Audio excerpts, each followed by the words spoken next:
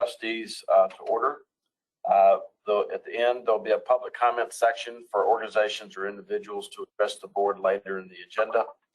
And continuing with our initiative to increase transparency, the department established a record to record video and audio of official public meetings like this one and make those available on our website. This is an effort to increase transparency and accessibility to the public and our customers. Today's meeting is being recorded under this initiative. I want to know about several requirements for our meeting in order for us to comply with the law on remote meetings. We'll take roll call by name. Leave the meeting at any time. Please announce your departure and announce your rearrival when you come back, because these must be recorded in the meeting minutes. Please state your name before speaking. We'll take all votes of the board by roll call. And without objection from the board, if somebody makes a motion and a second, we'll consider those to be yes votes if no one objects to that in order for efficiency purposes. Finally, text or other recorded communications between board members during the meeting, even on personal phones, are considered public record to the extent they concern business related to the meeting. I want to extend our warmest welcome to our newest board member, Wyndon Hibbler, as a governor appointee to the Supplemental Retirement Board. Wyndon will be replacing Nigel Long, who we're sorry to be losing, but I believe Nigel has been appointed to the Lottery Commission, and I think there's something that prevents him from being on both boards. So we wish Nigel the best of luck, and we welcome Wyndon. And he'll serve out Nigel's remaining term until June 30th of 23. And he has a strong connection to the North Carolina community and brings extensive experience in finance and wealth management across public and private sectors, as well as established impact on operations and processes. I look forward to all of his contributions and his experience, and look forward to the value that he will bring to all of us. As you know, Mary B is retiring, and we've been working to find her replacement. I'm pleased to announce that through our process, Jeff Hancock, who's with us today, has joined DST as the new director of supplemental retirement plans. And Jeff comes to us from BB&T Truist, where he gained significant industry experience and was the director of retirement institutional services. As you know, that BB&T merged with SunTrust, and when those types of things happen, sometimes it creates opportunities, and we have taken advantage of that opportunity in hiring him at the supplemental retirement. So with that, Jeff, welcome. We'll give you an opportunity to say a couple of words toward the end, and welcome. I want to thank the staff for starting with Tom and all the team for putting this together today. And before we go into our ethics awareness, I'll ask you to stand and join me for our Pledge of Allegiance, as well as our salute to North Carolina flag. Pledge allegiance to the flag of the United States of America and to the republic for which it stands, one nation under God, indivisible, with liberty and justice for all. I salute the flag of North Carolina and pledge to the old North State love, loyalty, and faith. Our ethics awareness and identification of potential conflicts is something that all of you are familiar with. Please take a moment to review the proposed agenda to see if you have an actual potential or the appearance of a conflict of interest regarding any matter that's before us. Hearing none, as far as statement of economic interest, that's SCI in the appendix. You'll find updated SCIs for Wyndon. State Government Ethics Act requires any conflicts of interest identified in the evaluations be recorded in the meeting minutes. So the evaluations will be made part of today's minutes to serve as a periodic reminder that these conflicts, any conflicts that have been identified by the State Ethics Commission. Are there any questions? Adoption of resolution for appreciation of service for Mr. Nigel Long as a member of the Supplemental Board of Trustees. Before I ask for a motion to adopt this resolution, I'll ask the secretary to call the roll. All right. Treasurer Falwell, Aye. I'm here. Melinda Barron, Here. Nels Roseland. Here. Steve Bean, Here. Wyndon Hibbler, Here. Shavella Thomas, Present. Michael Lewis, Here. Jim Lumsden, Here. and Lorraine Johnson. Lorraine Johnson? I don't hear Lorraine if she's on mute, but I think she is actually on. Good. Can you see her pick? Nice. Yeah, she's Thumbs up. Okay. I'll count her present. Thank you all for joining us. We'll now, I'd ask for a motion for the resolution of appreciation for Mr. Long's service. So moved. Barron. Second, Shavella. Isabella, thank you. Motion is second being made. Any further discussion? Hearing none, the clerk will call the roll. Treasurer Falwell, Aye. Lorraine Johnson, Aye. James Can you hear Lumsden. me? Yes, we can hear you. Thank you. James Lumsden. James. Can't hear you. Sorry, I had to mute again. I was away from the phone. Aye, of course. Michael Lewis, Aye. Nels Roseland, Aye. Steve Bean, Aye. Wyndon Hibbler. Aye. Okay. Thank you all. Now, entertain a motion to approve the meeting minutes of March 11th of this year. So moved. Second. Second, Melinda. Motion is second being made. Any further discussion? Hearing none, the clerk will call the roll. Treasurer Falwell, Aye. Shavella Thomas, Aye. Lorraine Johnson. Lorraine Johnson.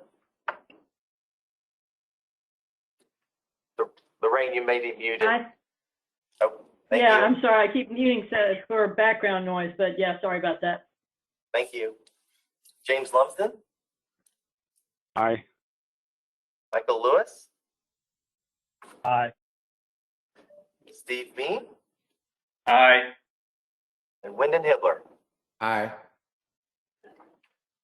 Thank you all. We're now into section 5, our legal updates. We'll call on Reed.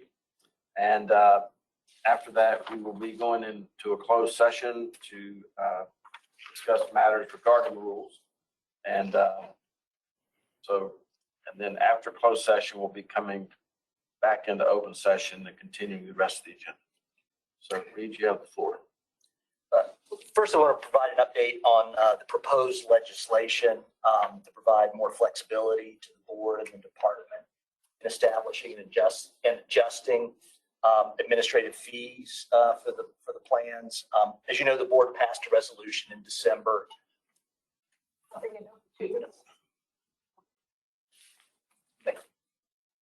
Too much distance. As you know, the board passed a resolution in December requesting that the General Assembly establish a process apart from the Administrative Procedure Act for the board and the department to establish and change our administrative fees. As a reminder, staff drafted an amendment to the statute, submitted it to the General Assembly. And once again, as a reminder, as I mentioned in the last meeting, the amendment allows fees to be set at a public meeting of the board that is conducted in accordance with the open meetings law, as all our meetings are, with at least 30 days public notice prior to the board meeting and subject to the cap the board approved, which is our current admin fees of 2.5 basis points for the 401k, 5 basis points for the 403b. The substance of that amendment, was incorporated into House Bill 168. 168 was introduced in the House on February 25th, passed the House on April 14th, is currently in the Senate Committee on Rules and Operations. So there's not really I wouldn't say a substantive update from the last meeting, but except that it has passed the House. So, are there any questions?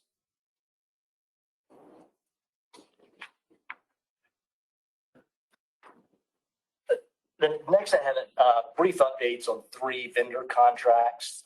The first is a contract renewal with Ernst & Young to provide foreign tax compliance services. That's primarily in India and Taiwan.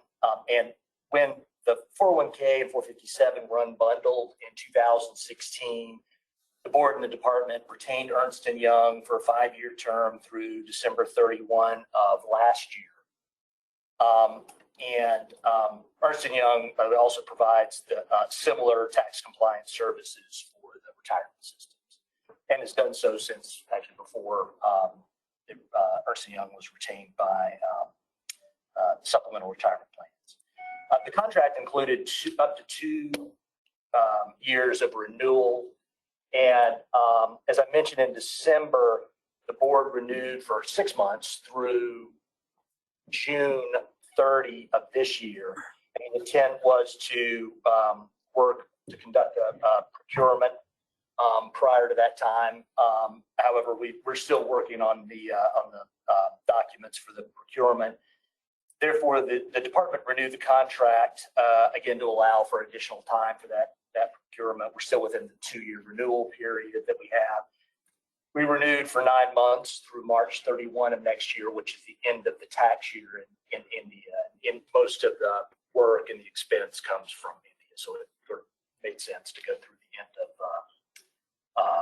into the first quarter of next year. Are there any questions? Foreign tax compliance services.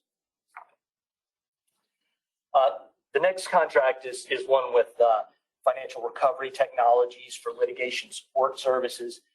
This contract predates the vendor selection policy last year. Probably would have required the board's approval anyway, even if the policy were in place. But I wanted to just provide an update on it. It's notice to the board. The current term expires in July, and the department plans to renew the contract for another year. Just as background, FRT files claims for SRP as well as for the pensions, U.S. securities and antitrust class action settlements. In other words, when a case has been settled, they have our holdings and they file that recovery for us. They also provide some support in non-U.S. matters, although we haven't been involved yet in any non-U.S. matters. They provide the same services for the pensions. Are there any questions about that contract? Those services.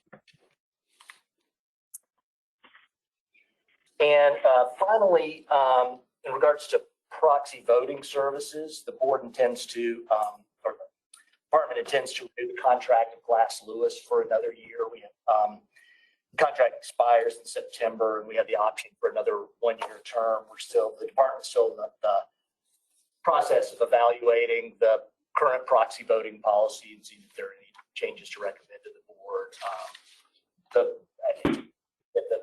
The retirement systems use the same policy that we do, which is the same as the board adopted policy, both the guidelines of Glass Lewis. But we're, once again, as I said, the department through the corporate governance committee is taking it up. Are there any questions about proxy voting policy, proxy voting services?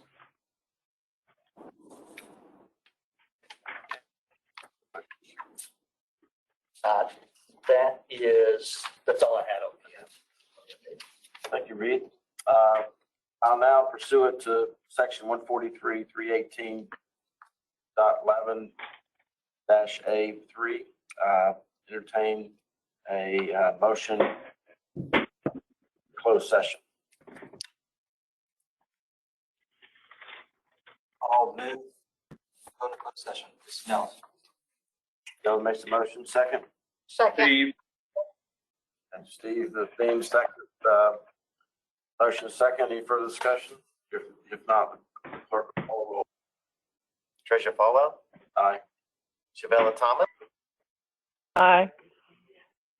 Lorraine Johnson, Aye. James Lumsden, Aye. Linda Barron, Aye. Michael Lewis, Aye. Wyndon Hibbler. Aye. And the ayes have it.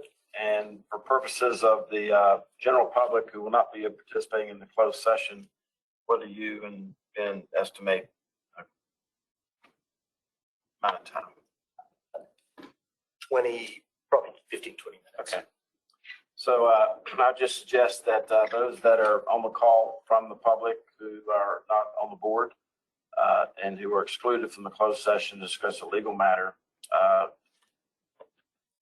think about joining us at 9:35.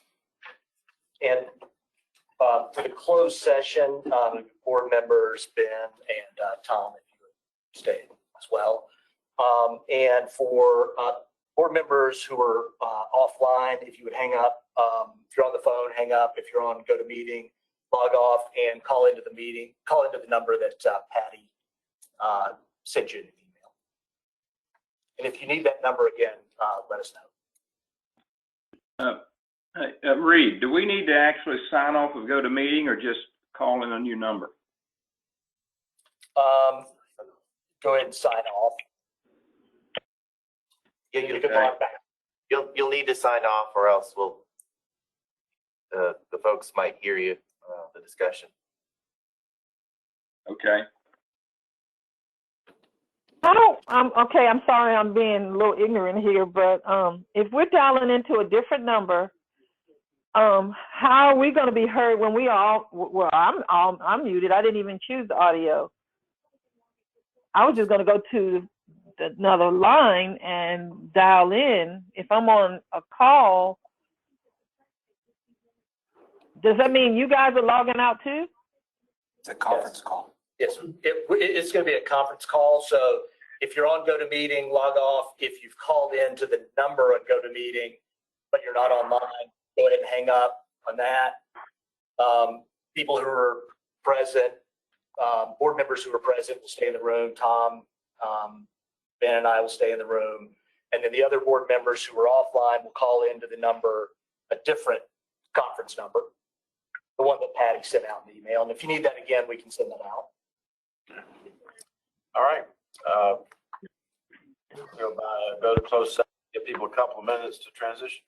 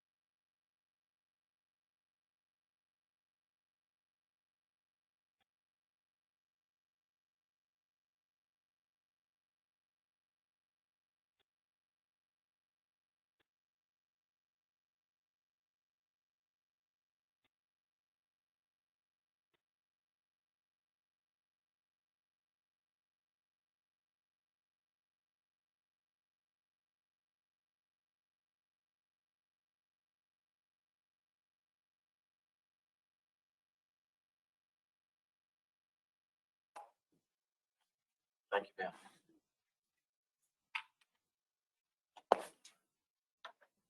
Do we call the roll? Should.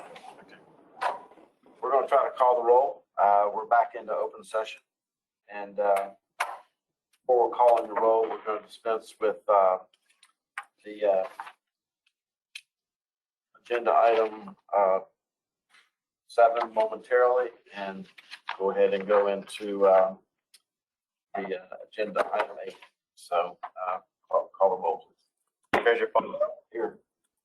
Shabella Thomas. Shabella Thomas. I don't hear Shabella. Lorraine Johnson. Lorraine Johnson. I don't hear Lorraine. James Lumsden. Here. Melinda Barron. Here. Michael Lewis. Here. Nels Roseland. Here. Stephen Bean. Here. Wyndon Hibbler. I'm Wyndon here. Hibbler. Oh, thank you. Let me try Shabella Thomas. I'm here. Thank you. And Lorraine Johnson. I just didn't hear Lorraine. Okay.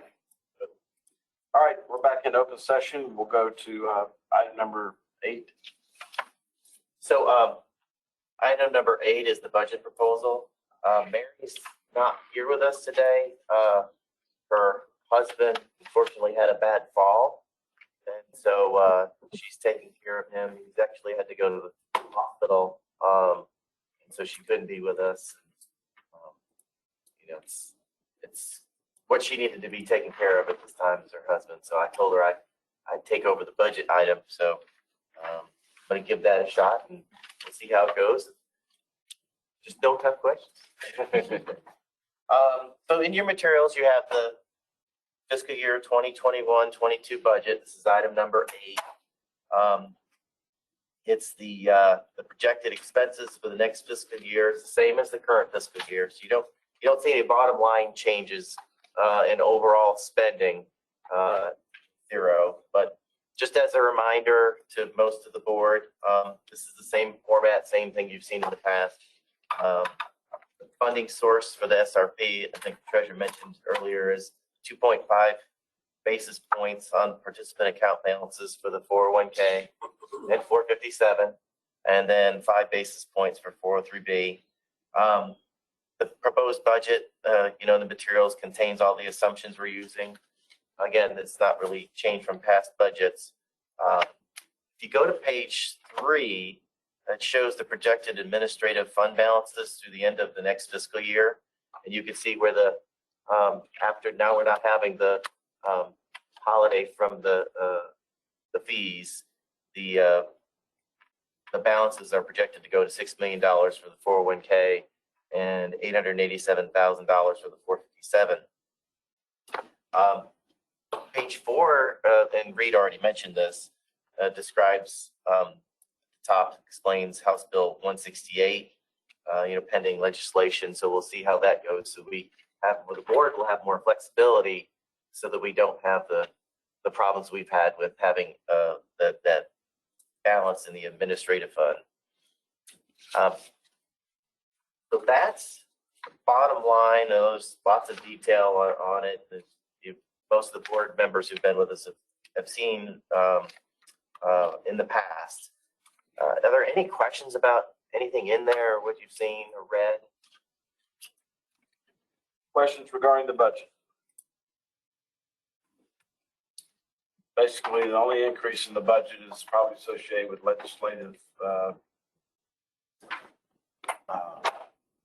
mandated pay raises. This is Steve. I do have one question.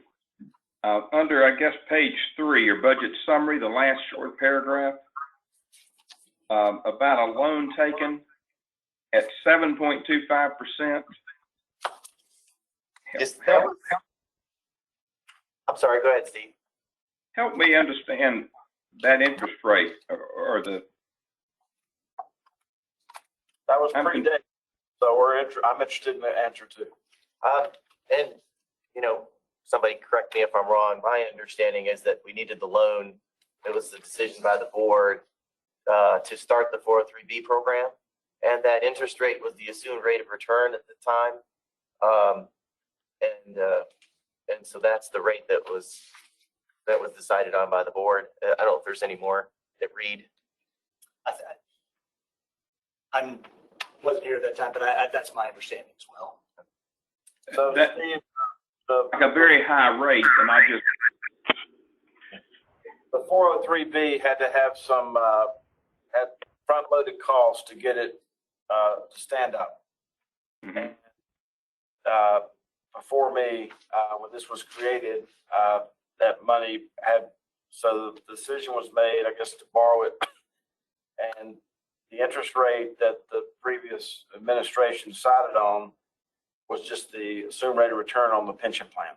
I don't know why they picked that one instead of a government bond. I don't know why, or our cost of cap. I don't know why they picked it, but they did pick it. Okay, that's fine. We will be having a more in-depth discussion about the 403B and at a later point, because we stood it up, but it's barely standing.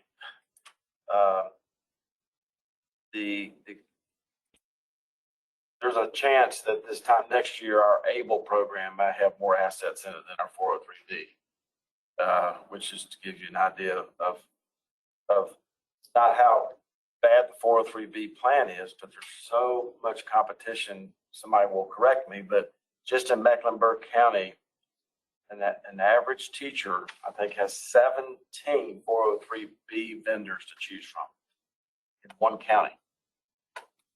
And I don't want to tell you what goes on with that. It may involve donuts or TVs or anything in between donuts and TVs, but there's a lot going on with everything going on with how people get access to public servants to try to pitch them on their 403B versus the lowest cost 403B in the state, which is ours. And so we'll have a more robust discussion about that, because I really don't want to be in any business where A, the competition is doing that, or B, where we can't be the best at it. And but that's a long answer to your long question, but the money had to be borrowed to stand it up. And that loan was from the qualified excess benefit arrangement account through teasers. And so since teasers has the 7.25% return, I don't think that was in the information, but it was from teasers. And so it was paid back to the, what we call QUIBA teasers. I was unaware of it till just a few months ago, so. Thank you. Thanks. More questions about the budget? And those of you who have been approached and who have access to 403Bs, I'll always be interested in your experiences with what I may have just described. So more about that later. So do I hear I'll make a motion, we approve this recommendation. This is Steve. Thank you, Steve. I'll second that. Motion second being made. Hope that's not the budget going down going down the disposal. I said disposal. Any further discussion? Hearing none, the clerk call a roll. Here's your poll out. Jabella Thomas. Jabella Thomas. Aye. Aye. Lorraine Johnson. Aye. James Lumsden. Aye. Melinda Barrett. Aye. Michael Lewis. Aye. And Wyndon Hibbler. Wyndon Hibbler. I was on mute. Aye. Thank you. Thank you. Thank you. Now we're on to, we'll go back and quickly, if you are ready, adjust agenda item number 7. There may be a subsequent motion than what was in our board material regarding possible action regarding rulemaking. Mr. Chairman, I'd like to make a motion, this is Nels, that consistent with the board's longstanding approach to discharging its fiduciary duty to the plan participants, the board directs staff to draft additional policies regarding the administration of the plans and present the policies to the board for its consideration. Shavella Thomas, second. Motion and a second. Any further discussion? Thank you, Nels. Thank you, Reed, for putting it together in short order. Hearing no further discussion, the clerk will call the roll. Treasurer Falwell. Aye. Dwayne Johnson. Frank Johnson. Aye. James Lumsden. Aye. Linda Barron. Aye. Michael Lewis. Aye. Stephen Bean. Aye. Wyndon Hitler. Aye. Thank you. We'll now go to agenda item number 9. And we'll hear from Prudential. Administrative update. Thank you, Treasurer. Good morning, everyone. Hope everyone is doing well and that they can hear me. Where is Michael or Matt? This is Michael right now, Treasurer. And where are you?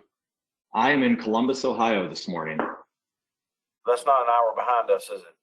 No, that's same time as you, Oh, Eastern time.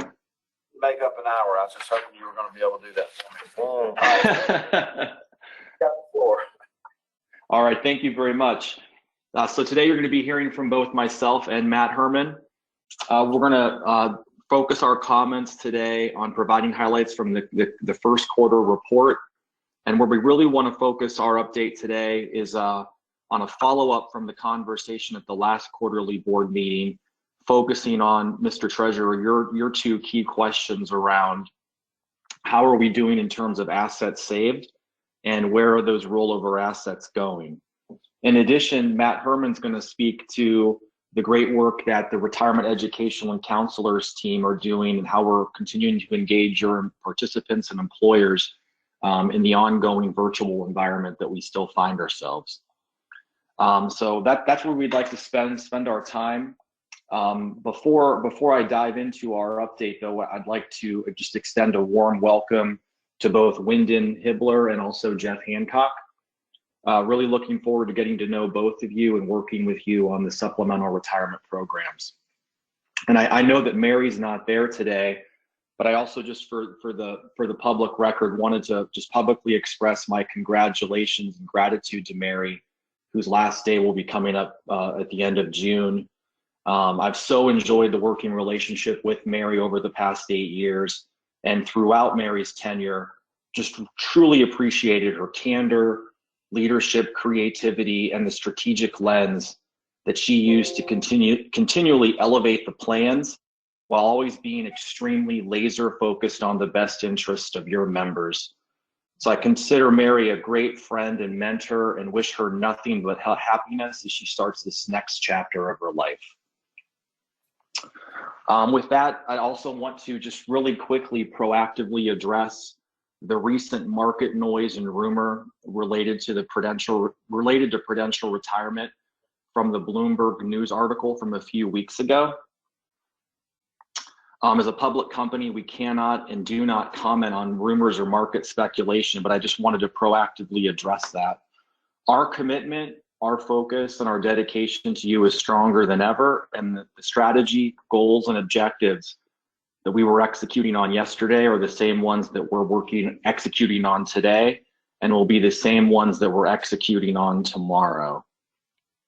And you have my word to keep you informed on any news or updates that I hear in regards to that. Lastly, before I dive into the actual board report, as you may remember at the last meeting, we provided a cybersecurity update. Since that meeting, the Department of Labor has issued guidance related to cybersecurity. And I just wanted to follow up and share with the board that through a recent review of our DOL guidance, it indicates that we are meeting all the standards that were identified, we've also done a thorough evaluation of our SOC 2 documentation to link back as our proof of our statement of DOL compliance. But we'll have more to share there over the coming weeks as that those new guidance regulations are looked at in more detail. So with that, I'd like to move to slide 5 of the report. If you look at slide 5, it shows some rolling 13-month trends and how we're comparing across contributions versus distributions, where we see that distributions are still slightly outpacing contributions. We can see then how the average participant balance, the active participation rate, and the active average employee deferral has continued to trend upward over the past 13 months. And if you flip to page 6, it shows those same healthy trends in terms of the total unique participants with the balance continues to increase.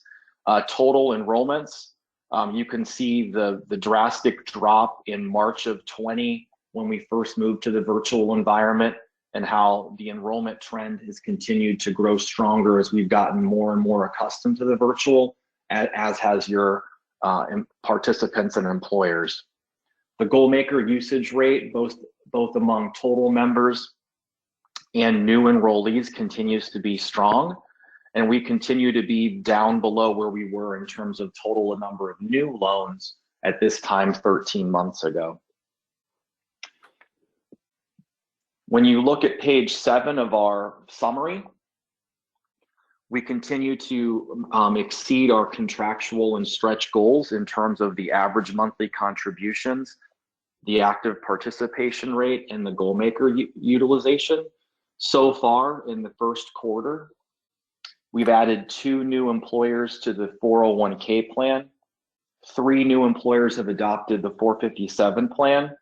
We've had 4 employers adopt the Contribution Accelerator program in the first quarter. And then we've had 6 new employers either add, change, or enhance their employer contribution. Despite some of the headwinds faced over the last year, so far, we have not seen any employers stop or lower their employer contribution programs, but it's something that we continue to monitor, and we'll report if we hear anything on that side. As of right now, we currently have about 521 employers that make some type of an employer contribution. And to put that into perspective for you, in an average month, employer contributions account for about 33% of the total flow for total contributions into the program. So with that, I'd like to move to page 40. Page 40 through 44 is where I'm going to spend the remainder of my. It's going to be hard because. Go ahead. Is that a question? No, go ahead. Okay, thank you. So page 40 through 44 is where I would like to spend the rest of my comments before I pass it over to my colleague, Matt Herman. So these slides 40 through 44 are brand new slides.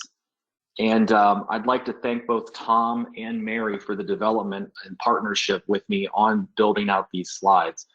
So these slides really came as a brainstorm from the last board meeting, where Mr. Treasurer, you asked questions around trying to get at how are we doing in terms of total assets saved, and then also wanting to have an analysis on those assets that are rolling out, where are they going? And that's really what slide 40 tries to get at in terms of how are we doing in terms of total assets saved. So if you look at the top chart, we've gone all the way back from 2015, and what we've done is we've looked at the total plan assets, and then we looked participant by participant based on the current status of their account that their employer has told us of whether they are active or whether they are in terminated status.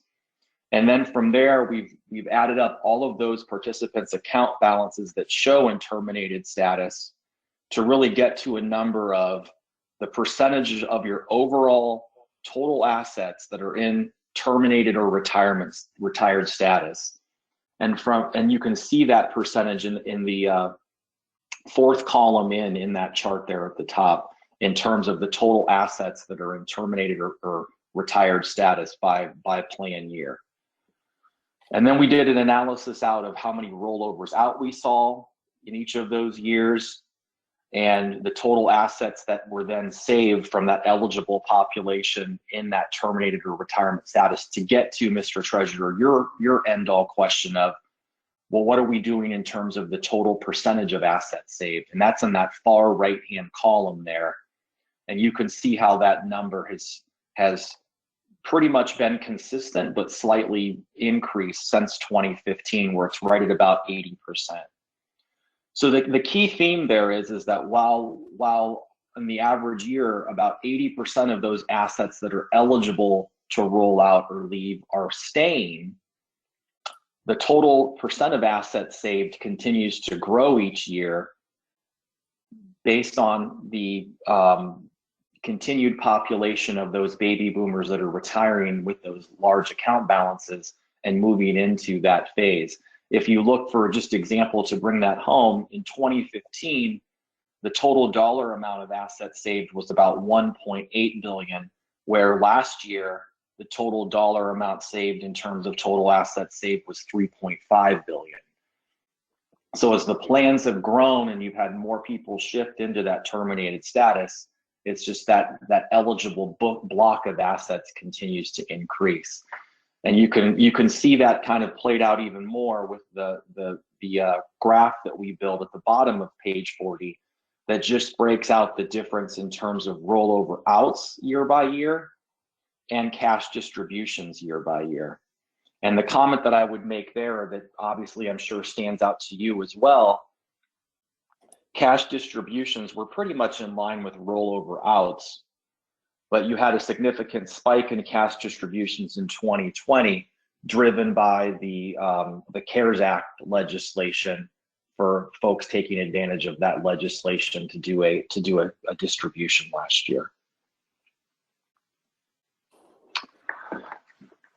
The one other piece that I want to make sure I call out before I move into where are the assets going is that several years back, we did a survey where we surveyed participants that had either rolled their money out or were in that nearing retirement phase.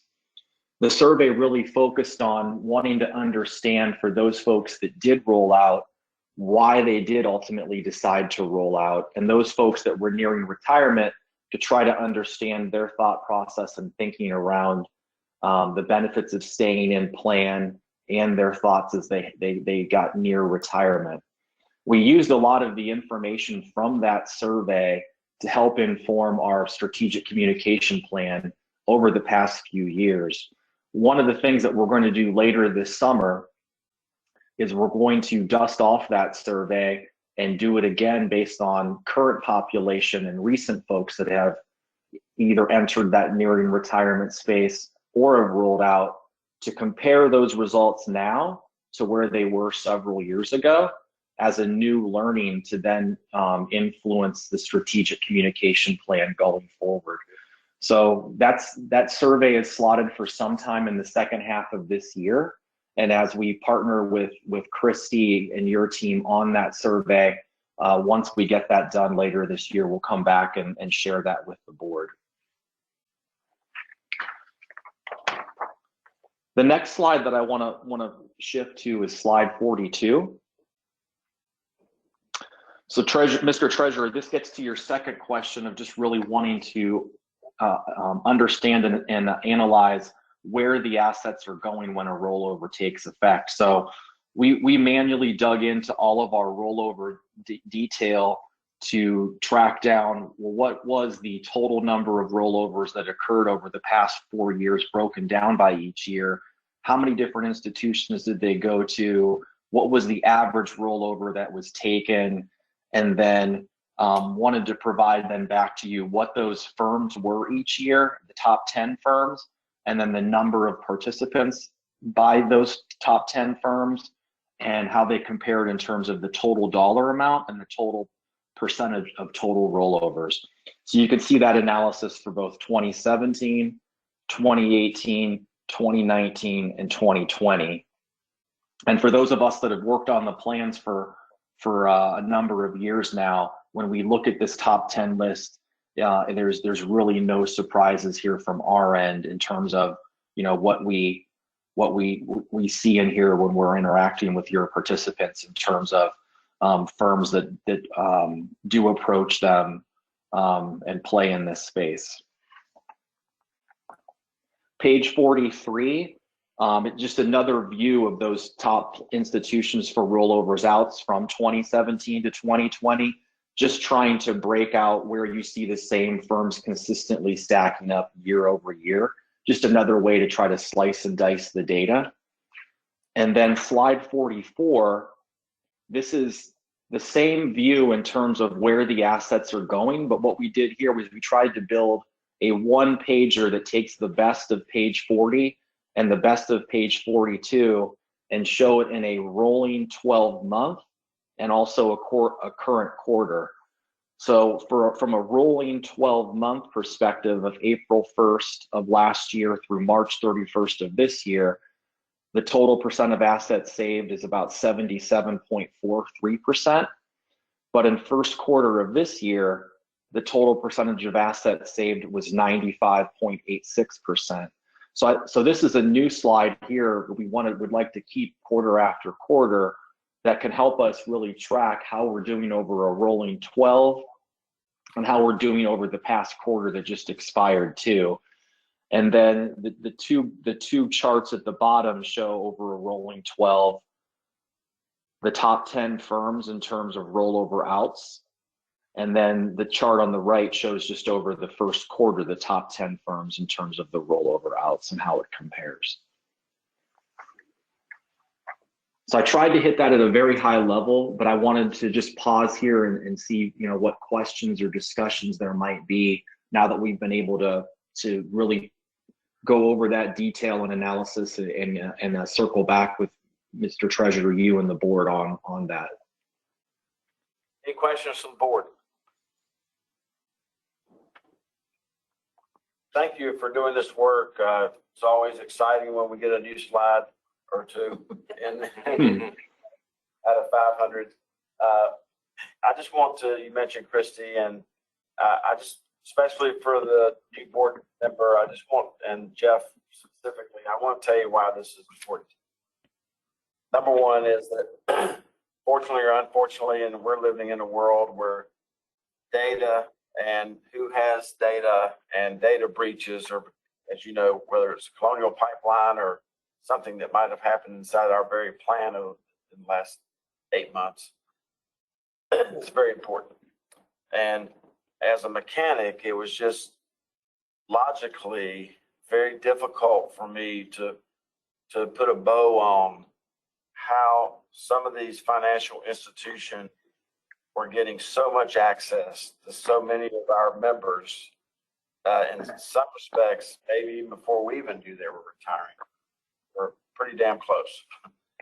And I don't mind them doing that, but I just, as I say, as a mechanic, and you know, whether it's placards on a windshield or having special little meetups with people in these school systems who they found out were retiring and bringing them all together, somehow or another, these folks were figuring all this out, maybe ahead of us.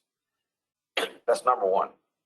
And this really goes back to, Jeff will appreciate this, the culture of BB&T, which is to focus on, if you get the why right, you can figure out the how. One of the big reasons he was hired is that we try to do that culture here, in addition to his resume and experience.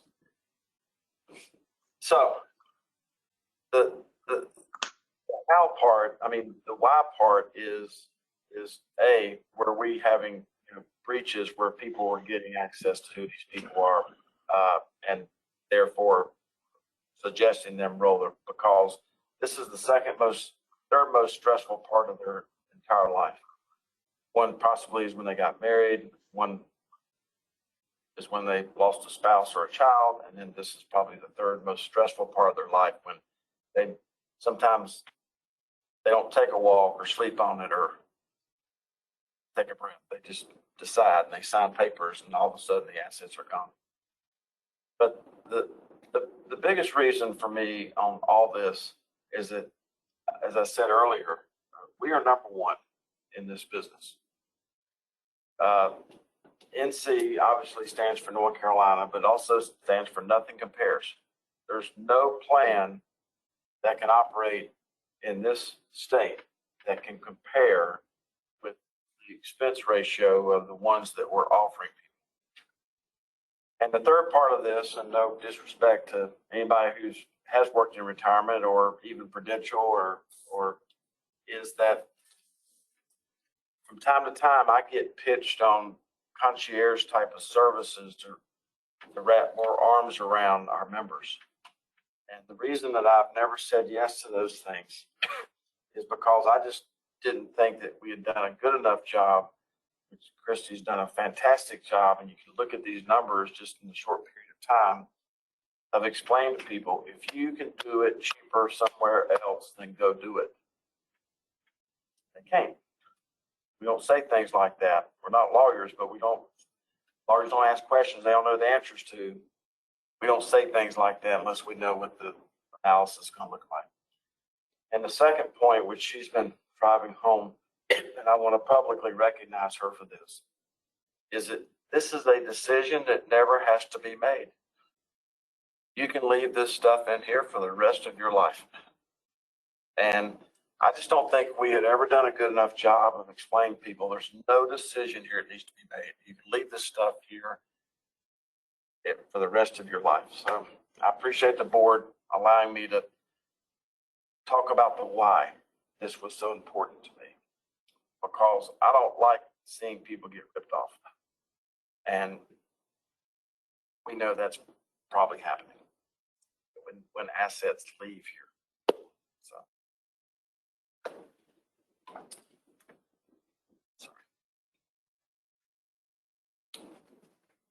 Thanks, Mr. Treasurer. Yes, sorry, go ahead. I was just going to say, you fell too short. It's not only the most efficient, I consider it one of the best managed. So the quality is there as well. I don't know why anyone would leave it. I mean, I've often thought I ought to go back to work for the state just so I could participate. Anyway, thank you for your comments. Who said that? Jim Lumsden, I think. That was me, Jim. Oh, that's Jim. Thank you. All right. Next. All right, with that, Mr. Treasurer, I'll turn it over to Matt Herman for just a quick update from how the Retirement Education Counselor team is doing with your participants. Thank you, Mike. Good morning. Can everyone hear me? Yes. Okay. Good morning. Thank you for your time. Great to be with you all again this morning. And I echo all the comments that were just shared. We run into a lot of the similar insights and things as we're working with folks across the state.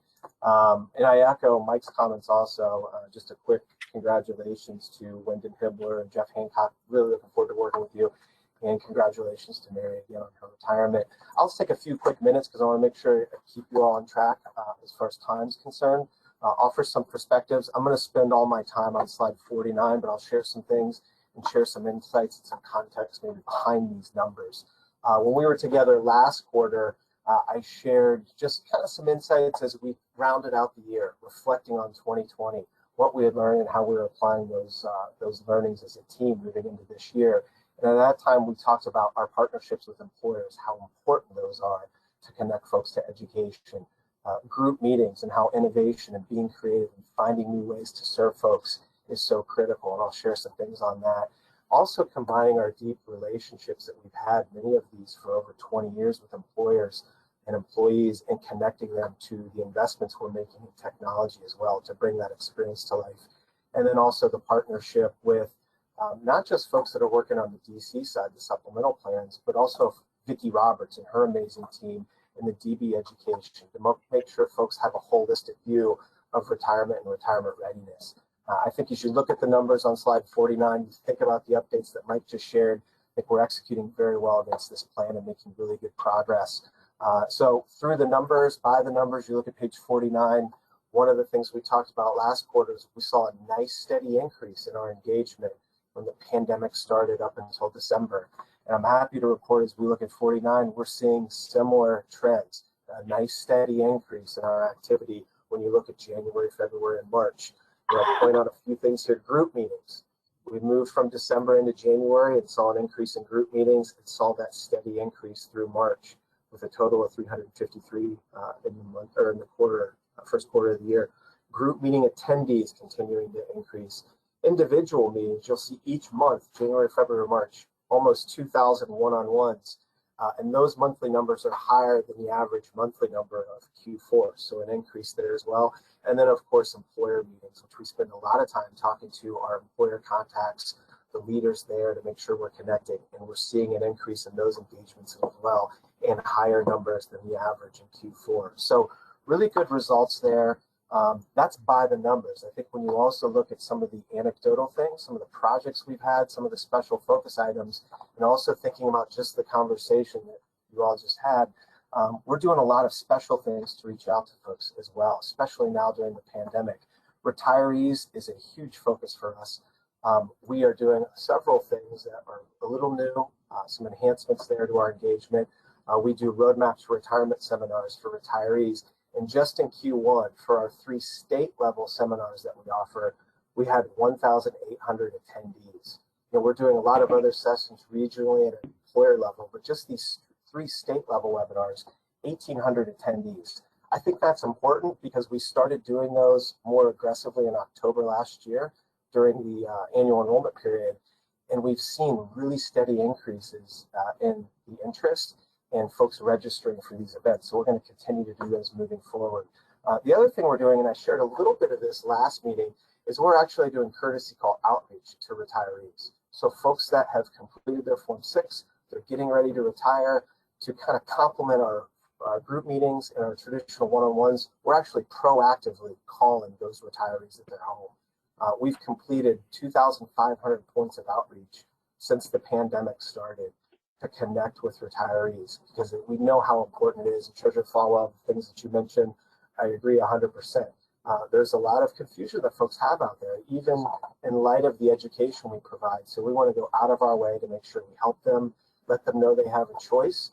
And that choice could be, you don't have to make a choice, you can stay. Not only that, if you were thinking about leaving, a lot of times we know that that's because they want to consolidate assets. You can consolidate in the plan. And we have tremendous reception to those points of outreach and those conversations we're having. And that's something we want to continue to do as we move forward. A couple other things we're also doing, employer education. That has been a huge focus of this board of staff for the last couple of years. So as we moved into 2021, we actually decided to do special education sessions for employers specifically. We did our first one in March. It was our inaugural session. We had 310 registrations for that event. A good portion of those came just in the first 2 or 3 days of those invites being sent out. That was across 182 employers. So really good feedback, really good results from that as far as engagement. And comments like, we love this, please do these again. This was very helpful. And it's really important. We want to connect not just employees to resources, but we make a lot of resources available to those employers as well. Our website, the reporting that we make available, and even the team that we have available to assist them. So that's something we're going to continue. And our thought is to continue those quarterly. So we're already getting ready for the next one. And then finally, we're also doing special sessions, special education sessions that are really geared towards folks that maybe it's harder to get access to because of their role, because of their location, because of the type of job they have. 2 big areas of focus for us continue to be the K through 12 space, the teachers, as well as law enforcement officers. That's including special sessions that are really geared towards their needs. And sometimes it's just as simple as making ourselves available at the times they're available. We've done some sessions for law enforcement officers early in the morning. We're doing some things later at night. We're even doing some special weekend sessions for folks, whether that's one-on-ones or group meetings and different types of employers. So we're really trying to create flexibility in our engagement model. We've been doing this for many years. As I mentioned last quarter, we want to be flexible though. We want to be creative. So we're not just sitting and resting on our laurels. We're continuing to try to find new ways to engage and serve, because ultimately our role is to connect people to the resources, to the education, and make sure they know that they are supported and that we're here for them. So a lot of good stuff going on. I'm really excited about our progress as we move into the next quarter. I'll share some more updates, but focusing on flexibility, creativity, and those partnerships. And I do want to thank again Tom and the entire team, Mary, Christy, Vicky, Nan, Jeff, looking forward to work with you. There's so much great work going on, and the partnership has been amazing. So thank you for everything, and thank you to this board for your leadership and for your support. Thank you. Any questions for board members? Great. We'll now go to Paul Gilliard for our investment update. Paul, on the stable value portfolio review, we're a little bit behind time, so appreciate you taking that into consideration.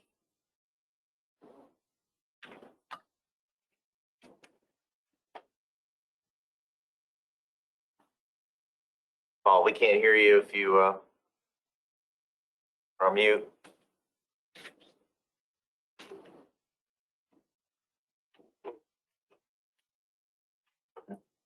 Can everybody hear me now?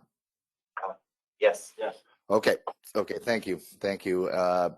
Good morning. Good morning, Mr. Treasurer, and welcome again to the new members, Jeff Hancock and Wyndon Hibbler. I look forward, and Gallery looks forward to working with you in the future. I will try to keep my comments brief.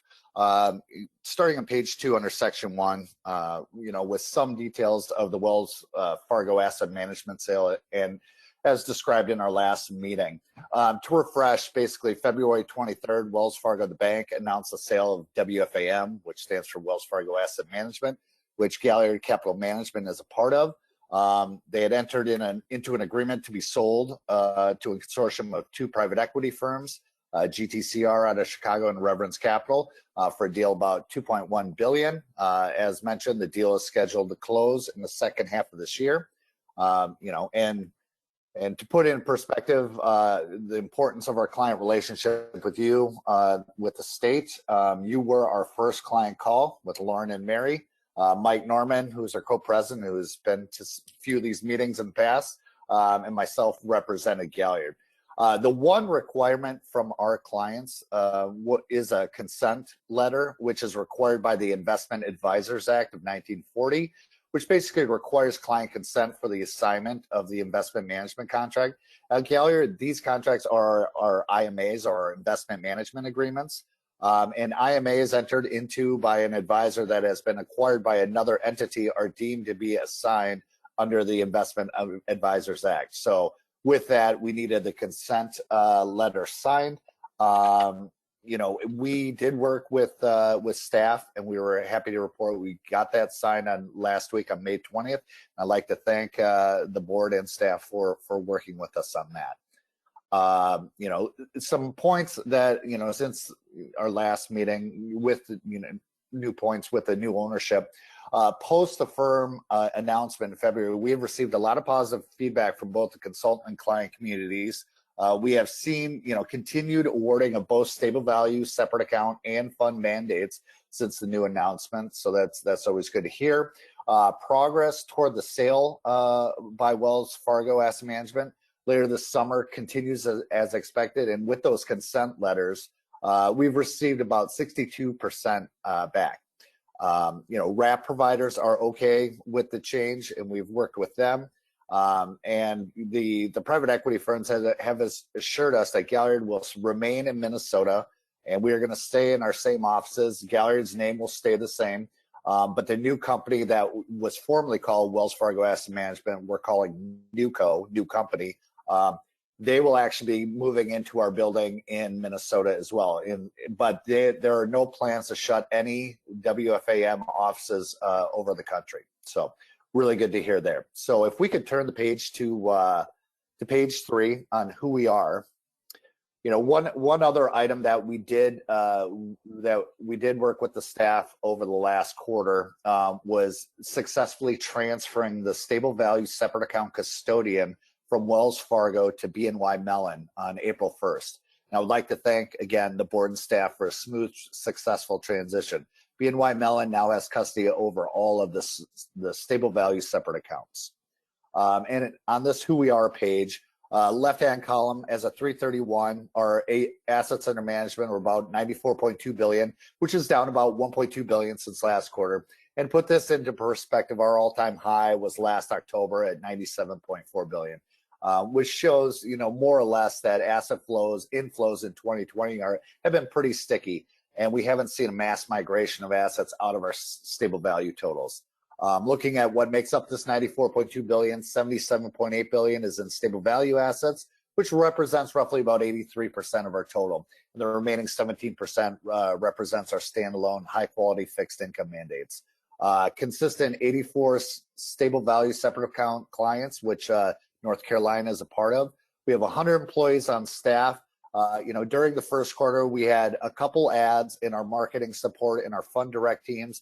We had 6 departures, which is pretty common around this time of year. And it was across a variety of teams: operations, technology, RFPs, and client support. 2 were a result of employee moves to a new state. All were submitted prior to the sale announcement. So, and also want to add that none went to any competitor of ours. So good to hear there. Middle column, 200 institutional clients. 85% of them have been with us for more than 5 years, which includes the state of North Carolina, who have been with us since December 1st, 2010, which is about 10 and a quarter years. And again, like to thank you for your continued faith in Galliard. In the right column, we continue to emphasize stable value fixed income, as we've done over the past 25 years, senior staff experience at 2 decades or more. So pretty consistent, with what I've mentioned in the previous quarters. If we flip ahead to page 4, this page again shows the snapshot of the state of North Carolina Stable Value Fund as of March 31st, 2021. And again, the portfolio has continued to provide consistent expected statistics. On the left-hand column, we see that assets as of 3/31 were roughly 2.37 billion, which has grown roughly about 13.1 million since last quarter, or relatively flat.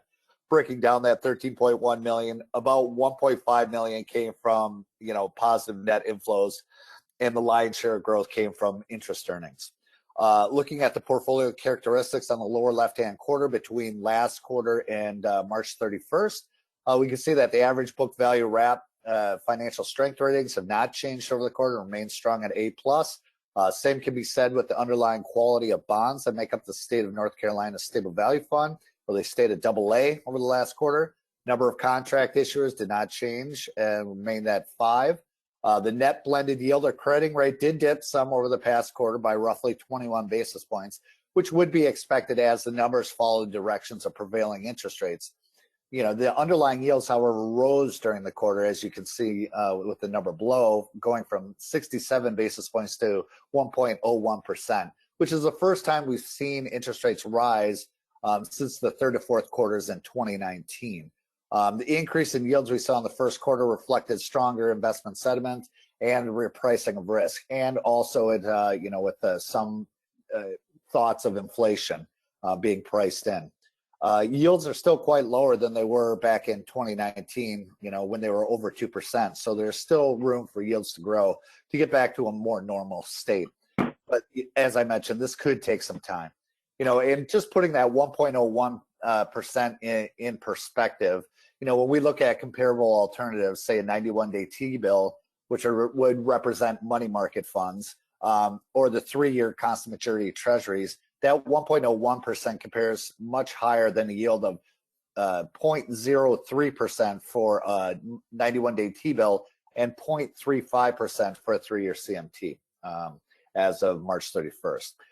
Duration, right underneath there, increased roughly about a quarter year, and this is mainly due to the mortgage extension in the underlying bond portfolios, especially those compared to the Barclays Intermediate Aggregate Index.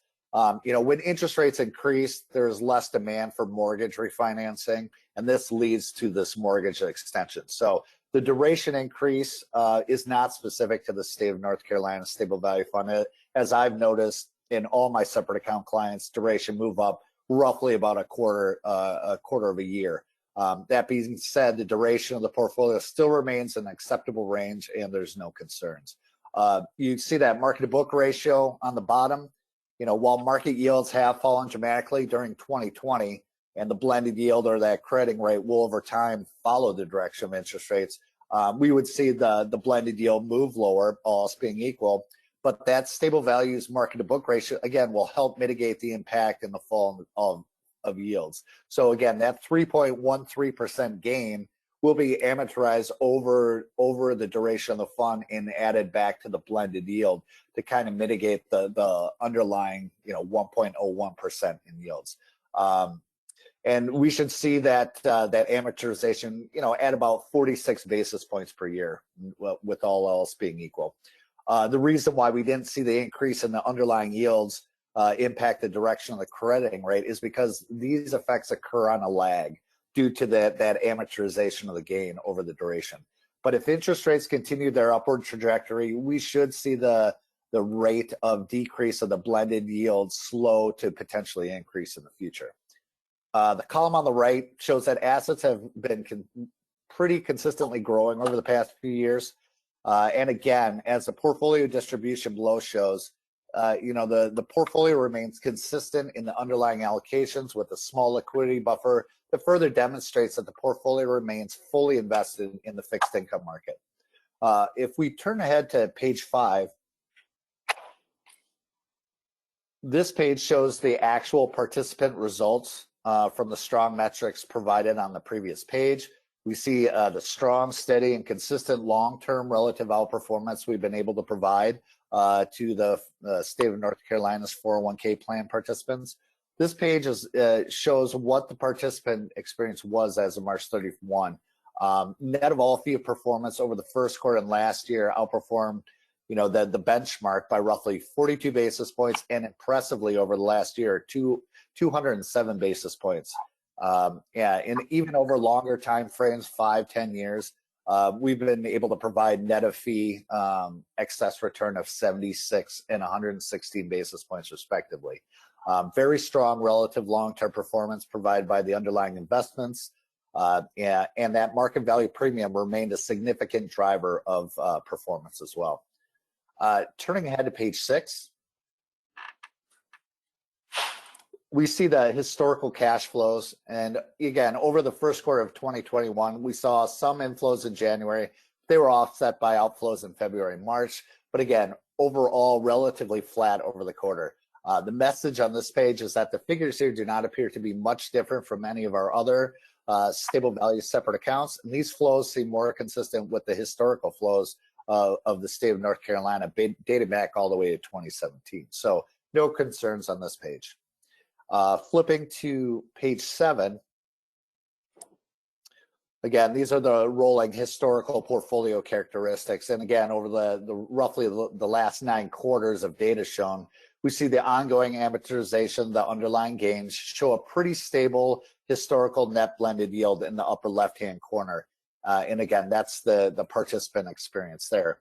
And as I mentioned before, we would expect this number to drift lower, but again, that 103.13 market to book ratio will help mitigate this decline. And so will an increase in the underlying yields. The historical duration, as I mentioned, has been pretty consistent around 3 years. It went up a little bit, but again, it's still nothing out of the realm of what we've seen in the past. On the upper right-hand part of the page, the market to book has recently decreased, as the underlying yields have risen over the past quarter, which has resulted in a little bit weaker market value performance. These two charts, on the right can practically be folded over on each other, but the statistics on this page are what we expected, and there's no concerns. Flipping ahead to page 8, again, this details the book value wrapper allocations, and as I mentioned before, they remain consistent since the past quarter. And as mentioned earlier, they all remain investment grade and have maintained the same financial strength ratings from a year ago, and all are 2 notches above our lowest minimum allowable weighted average rating of A-.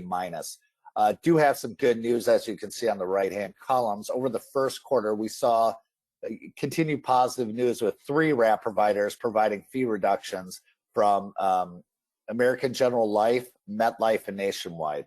While we have seen fees coming down, I would guess that 15 basis points will be the floor for now, as none of our 10 wrap providers that we work with have gone lower than 15 basis points as of now. So we are moving in the right direction here.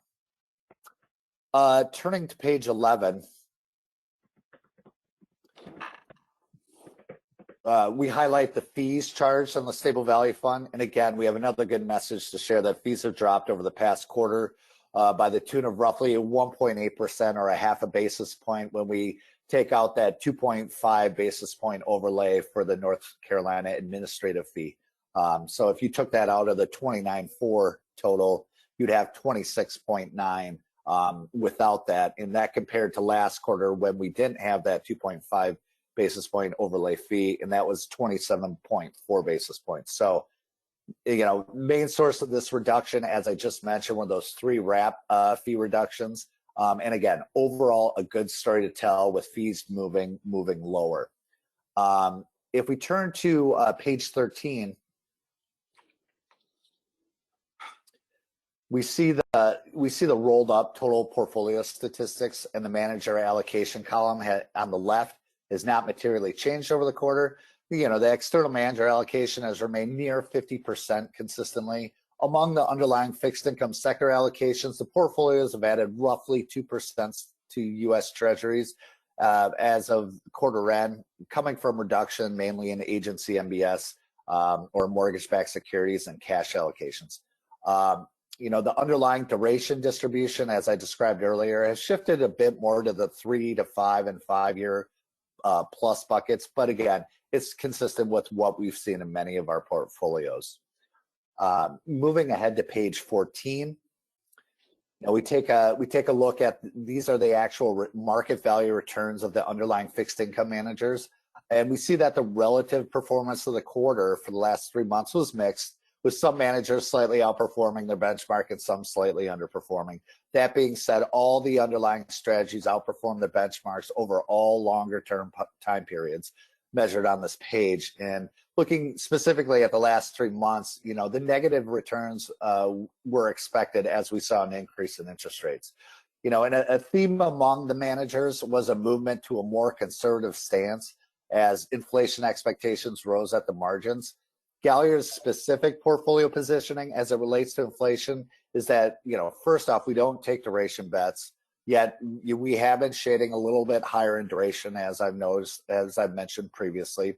We also don't own Treasury inflation protected securities generally, although we have in the past. So what are we doing? So given where spread levels are, almost historic lows right now, and the potential for rising rates due to inflationary pressures, we are holding a little bit more in cash and being very cautious whenever we buy anything, especially further out in the yield curve.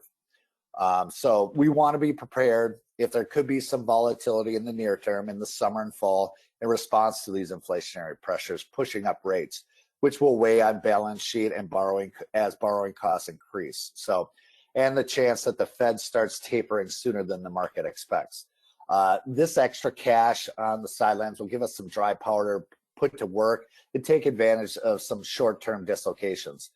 But given how tight spreads are, we usually are not missing much. We're not missing much if we pass on a deal. But we take advantage of solid opportunities when they come. So, if we look ahead to page 15, I won't go through all the commentary on this next page. But really, the quarterly commentary for the underlying managers, and a main theme here is that for those that outperformed, they were overweight to spread sectors, mainly corporates, were beneficial, and those taking more of a high quality bias detracted from their performance. So, being shorter duration, the benchmark was also beneficial, and being longer detracted as those rates rose. There is one thing I would like to point out on this page too. Jennison, they came off our Gallagher watch list in February of 2021. And to give you a little bit of perspective there, Jennison was added to our watch list in 2019 as a result of a longer term underperformance relative to its primary benchmark and peer universe. While on the watch list, our external manager oversight working group continued to closely monitor portfolio positioning and key drivers of performance. While adhering to their investment philosophy and strategy, Jennison's longer-term investment performance returned to meeting longer-term return expectations following a rebound in performance during 2020. As performance returned within expectations, Galliard has removed Jennison from our watch list during the first quarter of this year. And it is important to note that Jennison remained on our list of recommended external managers while being evaluated on the watch list. So good news there. Those were pretty much the comments I had for the group. Were there any questions about the Galliard Stable Value portfolio? Any questions? Hearing none. Thank you very much, Paul. Okay, thank you. Happy Memorial Day. Happy Memorial Day to everyone. Thank you for your time. Thanks. We'll now go to Callan for a 401 and 457 update. Good morning. Can everyone hear me? This is Weston Lewis. Perfectly. Great. Thank you all. I'm going to go ahead and skip to, I believe it will be page 109. And just in light of the busy agenda and where we are, I will keep my comments brief, but I will provide some context around the environment in which your active managers operated. Equity markets value outperform growth. A lot of this had to do with the cyclical bent of some of your value sectors. Energy in particular performed well, as did financials. A lot of the reopening sectors, this would be airlines, retail REITs, hospitality, those did well, while some of your work from home sectors, online retail or home improvement, those lagged. Maybe one of the last things worth mentioning that's not really on this page, but the online chat room platform that we know as Reddit made a lot of headlines during the quarter. In particular, one stock that was GameStop made a lot of waves in the small cap market. I mention this because it is a lot. GameStop became somewhat the poster child for low quality stocks or low quality companies. That's not to say, provide an opinion on the stock. It's just to say for active managers that emphasize some of those improving fundamentals. This is not the type of stock that you were likely to own in your portfolio, and it ultimately in January rose to meteoric levels. So that's just something that we'll notice as we go through performance and some of the trends here. In the fixed income market, the key theme was the steepening of the Treasury yield curve, arguably related to that steepening, as well as maybe some of the themes that I mentioned in the equity markets, is the outlook on inflation. We saw a dramatic spike in April's core inflation number. The key question now is where inflation goes from here, and how long the recent inflation spike can last. I think more and more as we get more data points, the consensus view appears to be that the more recent inflationary pressures are likely to be shorter-lived. I don't think it's necessary to move us back any pages, but I will just mention what we skipped on the April flash report, just some high-level comments. Investment returns were positive across all categories in April. From a performance standpoint, the option that has garnered the most attention from this board has been the small cap option. Over the trailing 3 months that ended in April, that would be February, March, and April, the small cap option was ahead of its index by 1.4%. It still has some ground to make up to get back to even or ahead on a year-to-date basis, but I just mentioned this to say that it is trending in the right direction. So then we will move to what I believe is going to be page 116 on Director Point. These are our stoplight pages. This is meant to provide a watch list from Callan's point of view that goes beyond just performance. It's meant to flag issues with some of the other important factors, which would be organization, people, the process philosophy, and just, flag any things that are noteworthy or of concern.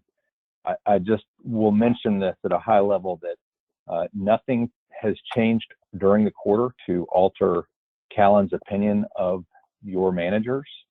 The one noteworthy item that is on the very last 2 pages here are some changes occurring at Galliard within the stable value team.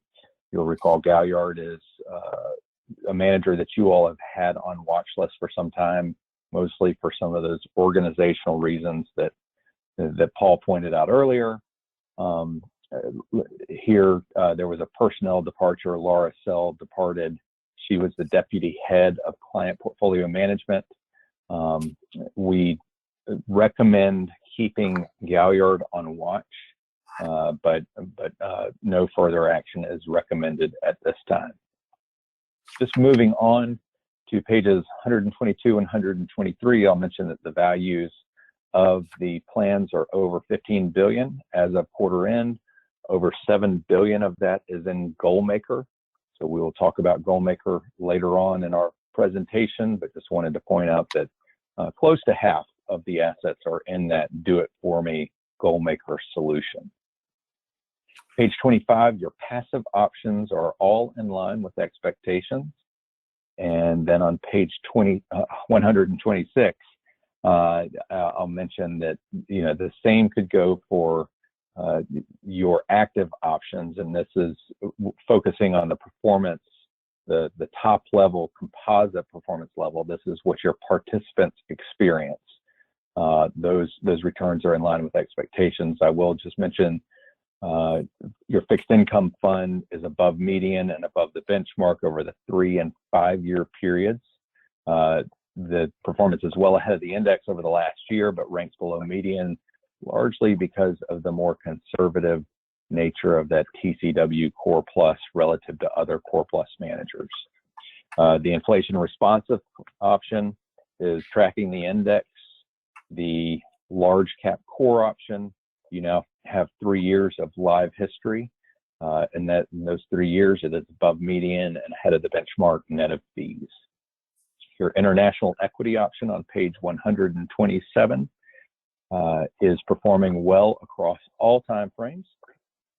And then finally, just wrapping up on I think it's 127, your maybe a few pages before, your small cap option is above median over the quarter, and for the 1 year period still lags the index over that 1 year period. Again, this is the option where the board has made more recent changes, and just circling back on some of those comments that I made earlier on the April flash report. Small cap option is showing some near-term improvement. We do not recommend any additional changes to be made with the small cap option at this time.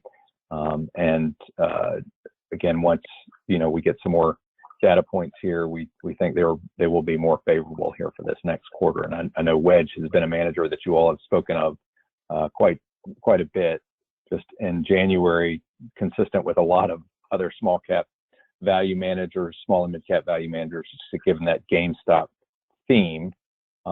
They underperformed but have outperformed their index in February, March, and April to date. So show some improvement there. Any questions on performance before we move to our next agenda item, or Callan's next item on the agenda? Any questions? Proceed. Great, thank you. Well, I will take this time to introduce Jana Steele. Jana is a specialist in Callan's Defined Contribution Group. She's going to provide you with a summary of the administrative fee review. And you'll recall that we perform this on an annual basis for the board. We also do a glide path review that we'll follow up with after Jan's presentation. But these are updates from the last year, so you may remember it from last year. And with that, Jana, I'll turn it over to you. All right, great. So what we're looking at here as a part of the fee update is a review of where your fees have changed over the last year, and also how the plan demographics have changed over the last year. We supplement our regular 3-year cycle of providing a full fee benchmarking, relying on a number of sources with this annual update. And, we tend to see fees fluctuating based off of either participant count or asset volumes in the plan. And this has been an interesting year as far as, plan demographics overall. So we did review the plan fees against the information that we have in our own proprietary database. However, we also reviewed your fees against 10 of the largest state deferred compensation plans that had a similar structure to yours. So for instance, multiple payrolls, high on-site education needs, etc. So if I could get you to flip to the next page, page 2. Thank you. So what we're looking at on page 2 is a summary of how your plan has changed over the last year. And I know Prudential went through a number of these different numbers as a part of their presentation. I wanted to point out that we're looking at calendar year end 2020 in the the second column from the right, compared against the end of 2019. And we show the variance in the far right. We do this for the 401k and for the 457 plan, as you can see here.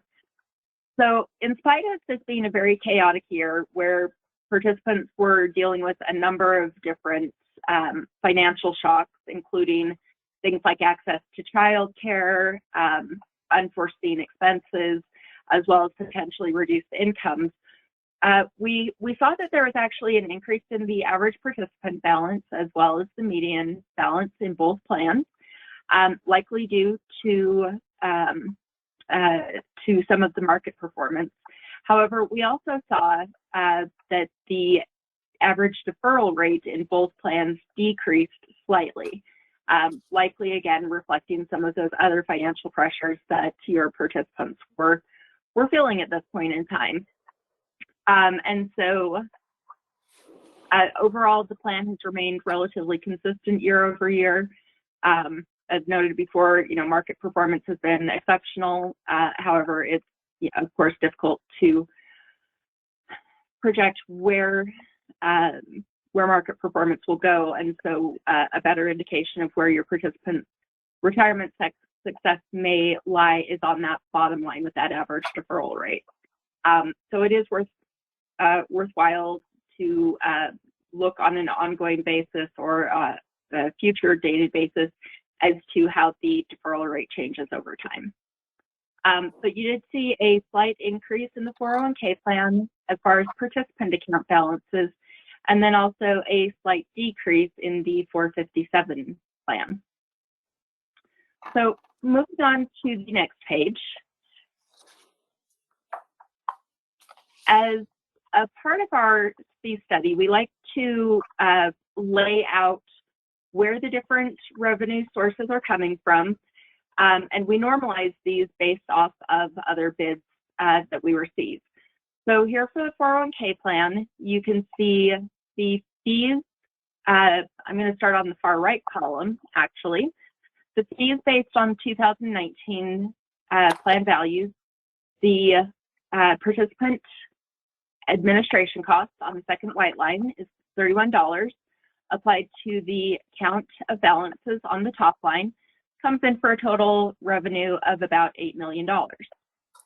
Again, we see a slight increase in participant count in the 2020 values in the second column from the right. So your participant count increases by about $3,000. The administration cost stays the same at $31 for a total of $8.18 million. We also wanted to show the fee reduction that Prudential provided to SRP. And so we applied the fees beginning as of January 1, 2021, based on the 2020 values. And you can see that the overall cost savings ends up being about $700,000 for the plan. Now, similarly, we looked at the number of loans, as that's the main participant transaction volume. And you can see that the number of loans actually decreased from 2019, where there were about 15,700 loans, down to almost 12,000 new loans. And that provided a decrease, although the unit cost of $60 per loan did not actually change. Now, part of the rationale for the lower loan count is because during the 2020 plan year, Congress authorized the coronavirus-related distributions, which were in some ways more beneficial for participants in that they could spread the taxes over a number of years. They did not immediately have to start making loan repayments, or if loan repayments had been deferred, starting them in the next year. And so we think that that is an artificial decrease, and we would expect that volume to go up. But at the bottom section of the table, you can see that the total annualized revenue comes in at slightly more than, well, about $31.68, based off of the fee reduction that Prudential just provided. And that reflects a $3 cost savings based off of the prior year. And as you can see, the variation from 2019 revenue on the very bottom line is about $900,000. So overall, a very good cost savings for the plan. I wanted to note quickly that these are point-in-time calculations, and so the actual revenue collected by Prudential would have fluctuated throughout the year.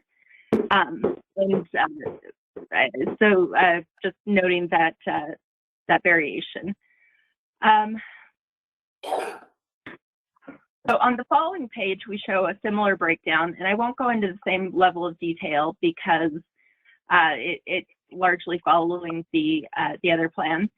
If you, excuse me, if you remember, this plan had a slightly smaller participant increase, so the savings numbers are a little bit lower, but again, proportionately quite healthy for a plan of this size. And then following that, on page 5, we consolidated the amount of revenue so that you could see if the fees were applied to the number of unique participants across both plans, which comes in at about 288,000 participants. The annualized revenue in 2021 is $33.93 compared to the $37 in 2020 and the $38 in 2019. So overall, quite healthy fee decreases across the board for this plan. I wanted to flip forward a couple of pages to page 8. And page 8, we show a breakdown of what the fees look like in comparison to similar plans that we have within the database.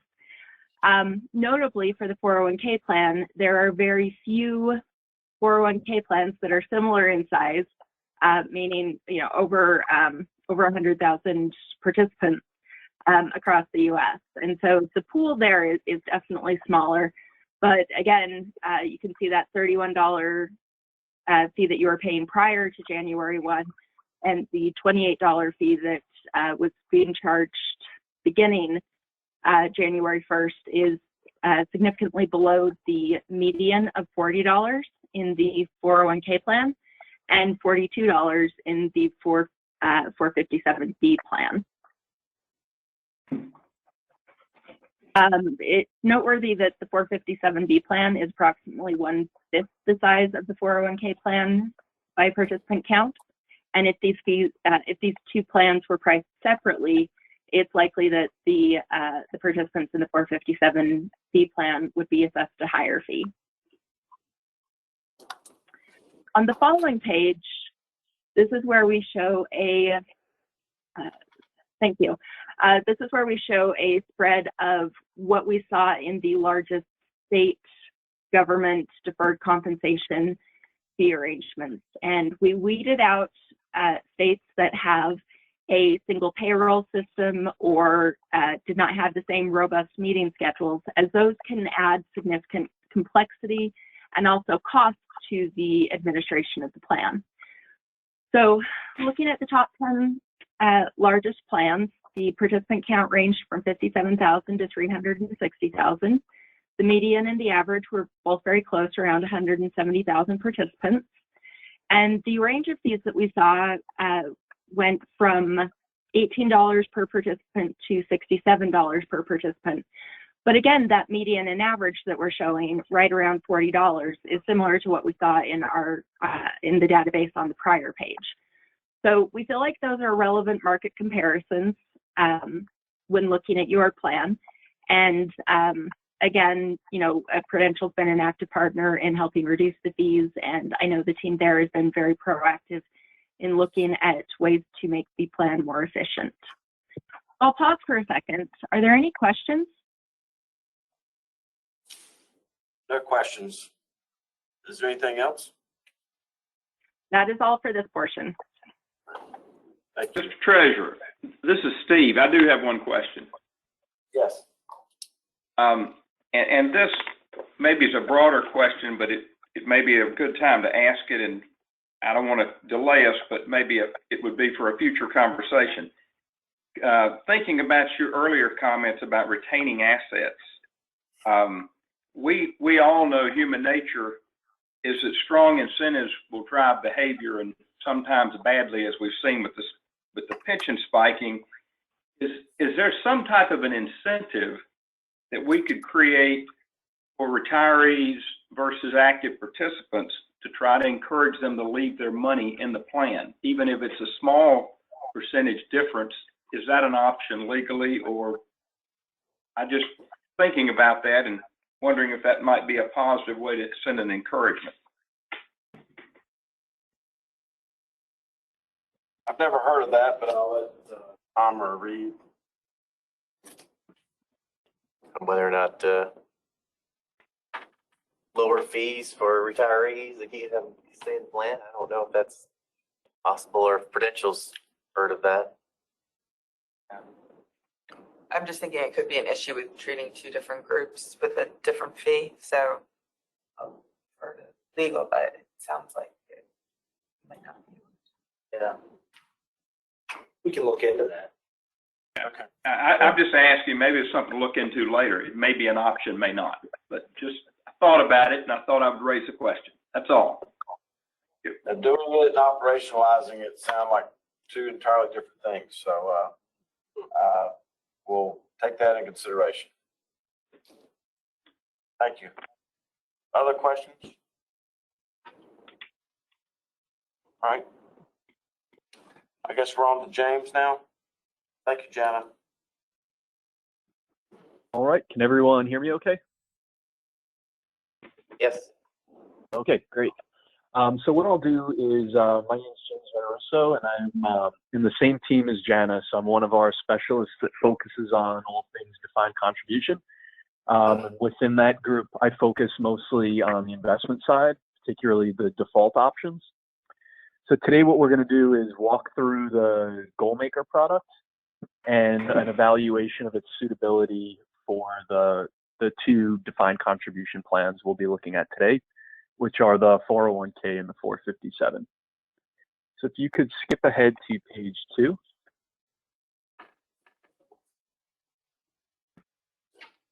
Thank you. So the framework we're going to use that we walked through in this document is the DOL's tips.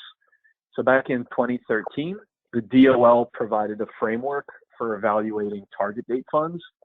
And given their status as a default, this is the framework we're going to be using when we look at Goalmaker. a lot of these things are pretty routine, it sounds like, for this group. So looking at the funds, looking at the makeup, what we'll be doing today is digging a little bit deeper, looking at things like the fees. Within the document is some scenario analysis. We won't get into that on the conversation today, but if folks do have questions, happy to follow up on that. And it's really just looking at how these, how the Goalmaker portfolios fit within the broader framework of your plan design, and then even the ancillary benefit that folks have who are participating in these plans. So we can skip ahead to page 4. Thank you. So just to level set, we'll be looking at their Goalmaker's position within both the 457 and the 401k. As you can see, the 401k is the much larger plan. When you look at people who are using Goalmaker, Weston had mentioned the assets that Goalmaker, the assets that reside in Goalmaker. And it's similar for your participants. So when you look at that Goalmaker users, between these two plans, around 70% of your participants have some exposure to the Goalmaker portfolios. So I think that kind of underscores the importance of the monitoring. Let's see, we can skip ahead to page 7.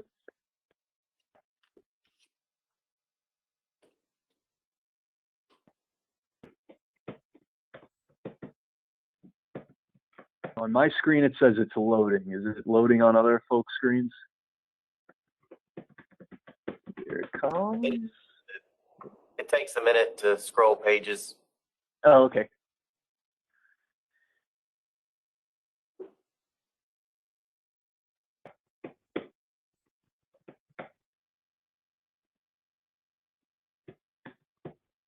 When page 7 loads up, which it hopefully will any moment now, what we'll see is the level of participant deferrals. So how much are people electing to save within the plans? The numbers, they range for your all's population between 4 for your younger folks, up to around 7, and then even reaching 10% for those kind of immediately prior to retirement. So when you see those numbers, just to give a little context to them, they're a little lower than what you would see when the 401k or the 457 is kind of your only retirement game in town. But because these plans are supplementary in nature, it's not surprising to see these rates where they are. And these compare pretty favorably to other large public plans we work with, where the DC plans are a supplement to what's going on the DB side of the house. We could skip ahead to page 9. Just to give an overview of how Goalmaker operates. So what Goalmaker does is it's taking 3 pieces of information for each person using it. So if you're within Goalmaker, it inputs your age. There's an expected retirement date. The default for that is 65. And then there's a preference. So you can say whether you're a conservative, a moderate, or an aggressive investor in terms of your risk tolerance. And then based on those 3 pieces of information, Goalmaker will put you at a point, and those points are an asset allocation. So some mix of the underlying funds. And one thing to point out for the folks on the board is that the Board of Trustees is the fiduciary with regard to the methodology and the asset allocation. So that does afford you some degree of control over how Goalmaker works. Skipping ahead to page 10, just to illustrate what sort of diversification people get using Goalmaker. So it does use a mix of your underlying building blocks, and those are just shaded in blue. And really the takeaway here is your participants are getting kind of all the main food groups from an asset allocation standpoint. So from your conservative capital preservation, which is stable value fund, all the way down to things like non-US equity and the small cap fund. We can cut to 13. Just to illustrate what these allocations look like over time. So the bottom axis on 13 is your age. And then each of these different paths, so aggressive, moderate, conservative, will be determined by those inputs. So if you say I'm a conservative investor as a 25-year-old, you'll have about 70% allocated to growth assets. Whereas if you're more aggressive in your orientation as an investor, you'll be at around 90%. And that red line there is the market average for target date funds. So really, these allocations put you, right in the range of that consensus glide path. So that consensus glide path is really somewhere between what Goalmaker classifies as aggressive and moderate. We could skip ahead to 16.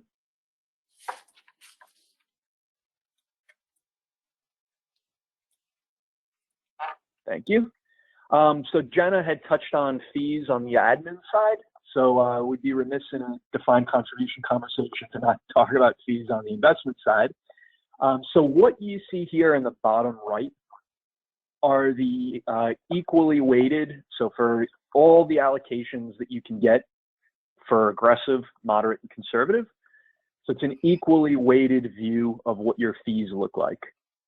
So if you're an aggressive investor, over the course of your life, you would pay 16 basis points, moderate 21, conservative 20. And you can see the good news here is unlike normal investment bar charts here, where being on the bottom is not a good thing. In this case, being on the bottom when it comes to fees is a good thing. So you can see the average for a target date fund is 42. Whereas your participants are paying well below that. In fact, they're below that 25th percentile, which is good news there. And this is just a weighted average then of all those building blocks. So this kind of also reiterates the reasonableness of fees of the options that Goalmaker utilizes. We can skip to page 20 now. And by the way, if folks have questions as I'm working through this, I know you've been presented with a ton of information today, but by all means, ask away if any of this, if you have questions on anything.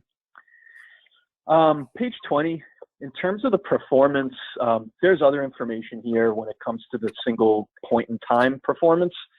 What I like to look at, being that these are multi-asset portfolios, is the Sharpe ratio. So it's a measure of performance adjusted for risk. And what you can see here is over both the 8-year and 5-year period.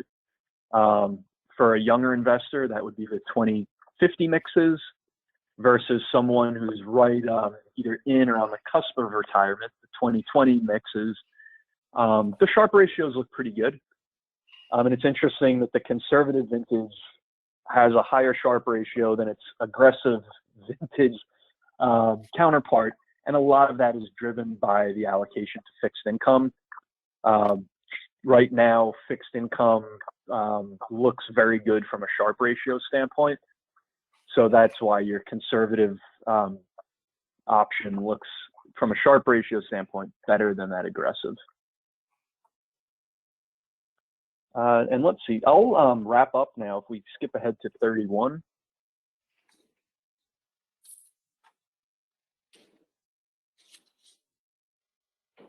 And 31 just has one of the DOL tips that they mention. I think it's arguably the most important, is to document the process. So that's what this page here serves for. This 31 ties back to what was presented earlier on page 2 in terms of the DOL tips. And this just serves as documentation that each of those 8 high-level DOL tips was examined. And it's completed, and we're giving you the green check here, which means Goalmaker is doing a suitable job. So really, to wrap up then on 32, in terms of being a default option, we find that Goalmaker is suitable. The pros here, I would say the big ones, are you're able to leverage the scale of these plans, which translates into a pretty low fee. And you're able to consider something other than people's ages when you're getting to that asset allocation. And that becomes more and more important as people age, and their age tells less about them as life circumstances diverge. And then kind of, if we're going to poke holes, I would say the kind of one consideration is just Goalmaker is proprietary to Prudential's record-keeping platform. That's not to say you'd ever have reason to leave Prudential. However, if that day ever did come, you would not be able to bring Goalmaker with you. So I would say, if we're going to point out shortcomings, that to me is really just something to consider if that day ever did arrive. So with that, I will turn this back over to Weston unless there are any questions.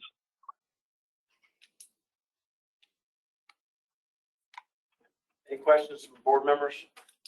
This is Melinda. If you were giving us a report card grade, how would we rate? I'm a really hard grader, and I'm very reluctant to ever give out A's. So I would rate you at a, we'll say a B+. That's pretty good. Yeah, I think, it's tough to get an A from me. No one's perfect in the asset management world. So I think you all are doing well. And, if you were to, this is kind of a pass-fail examination. It's either suitable or it's not. But I think there's a lot of things to like here, especially, the low fee is always great to see, as well as that level of control you all have in terms of the ingredients that Goalmaker can pull from. So being able to leverage all the work you do with the core lineup and having Goalmaker draw from that. Thank you. Yep. Any other questions?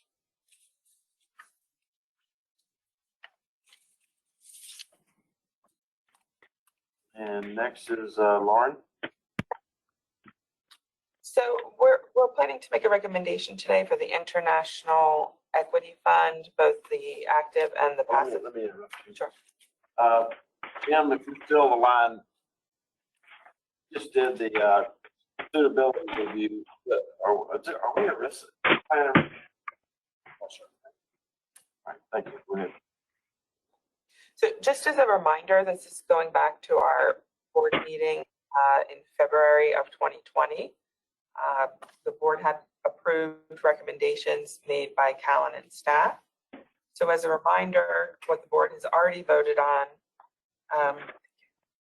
included one, changing the benchmark for the passive NC International Index Fund and the NC International Active Fund from the MSCI ACWI ex-US Index to the ACWI ex-US IMI Index. IMI stands for Investable Market Index. And basically that's just including international small cap. So right now the benchmark for both funds, it's more of a mid and large cap benchmark. This would allow the fund to invest in international small cap stocks as well. And then the board also voted to approve conducting a search for one or two international small cap options. So it was really over the past year, and we were working on this throughout the pandemic, but we worked with Callan on the search. We screened a universe of international small cap managers and a lot of quantitative statistics, so looking at assets under management, performance, and risk. We continue to sort of usually see it as a funnel, so narrowing down the managers that we were to and interested in. We reviewed a detailed search report prepared by Callan, which included a lot of detail both on quantitative analysis as well as qualitative. And then we ultimately met with virtually 5 managers that were considered finalists. And then we had video calls with all those 5 finalists, really to go more in depth on their organization, the investment team, and their process. And ultimately, 2 investment managers advanced to the final due diligence stage. That's Acadian International Small Cap. They're more of a value-focused manager, and WCM, which is more focused on growth. So given that we were doing this due diligence and research work sort of throughout COVID and the restrictions on travel, We did our typical on-site meeting. Typically, we would travel to the manager. This time we did everything virtually. That being said, though, Callan had previously been on site with each investment manager in 2019. So I'll first review some of the recommendations. It's a three-part recommendation. So first on the passive, the index fund, where the board has already voted on changing the benchmark, we would recommend retaining BlackRock for that mandate. They do have an existing CIT available, and they're not changing the fees for us for the CIT. So fees would remain at 2.1 basis points. And then on the International Equity Fund, which is currently active, that's split 50% to Bailey Gifford and 50% to Mondrian. We are recommending to allocate a 14% target allocation to international small cap. And that basically is matching the small cap exposure that's in the benchmark. And then finally, we're recommending to allocate that 14% to the two investment managers, 7% to Acadian and 7% to WCM. Callan, I'll go through a few points on each investment manager, and then Callan will follow up with their presentation that really talks more about the structure of the white label fund going forward if we make these changes, as well as presenting a passive option as well. So first on Acadian. So as I mentioned, Acadian is focused on value. They were really selected as the preferred manager given their strength in the investment process, strong performance, and long-term track record. They are a subsidiary of BrightSphere. So BrightSphere is actually renamed. They used to be called Old Mutual Asset Management, which is basically like a holding company for a lot of investment managers. So that's kind of the history there. But their Acadian is a quantitative and systematic manager. So they really believe that markets are inefficient, and then they're attempting to avoid the mispricings in a systematic manner. So basically, they're running a quantitative assessment on stock specific, peer specific, as well as a top-down perspective. And they're running, one of the things that I liked about Acadian is they're running screens on over 100 different quantitative factors. So they're running screens on valuation, earnings, quality, and price movements. And I think it's because they're screening on such a large number of factors, it's really helped them perform better than some of their peers that are focused on pure value. And I think it's helped them to avoid some of the value traps that perhaps like a deep value manager may experience. So really, given that, if you look at their performance, both of the trailing time periods as well as calendar year, you can see some strong outperformance from Acadian, even given this environment until recently when value had been underperforming. So the structure of this would be a separate account. Fees are 64 basis points. There's a tiered schedule, but at an asset level of 160 million, fees would be 64 basis points. Moving on to WCM Investment Management, they are the growth-focused manager, and they also have a strong track record. One interesting quantitative statistic with WCM is they really have a strong upside downside capture ratio. So when you look at the numbers there, they're outperforming much more than the benchmark on the upside, but they're providing downside protection when the benchmark is underperforming. So it's actually 170% of the upside return and only 73% of the downside return. So we kind of like that ratio there. But at WCM, so they're held, Natixis holds a minority interest in the firm. It's at 24.9% minority interest. And then the remaining ownership is spread across employees, about 34 employees. And just to note, Natixis also has an ownership interest in Loomis Sales, and Loomis is one of our large cap growth managers in the plan, and they have a full ownership interest in Loomis. WCM, they really focus on four main principles when they're managing this portfolio. One, they want to be different from the benchmark in order to outperform.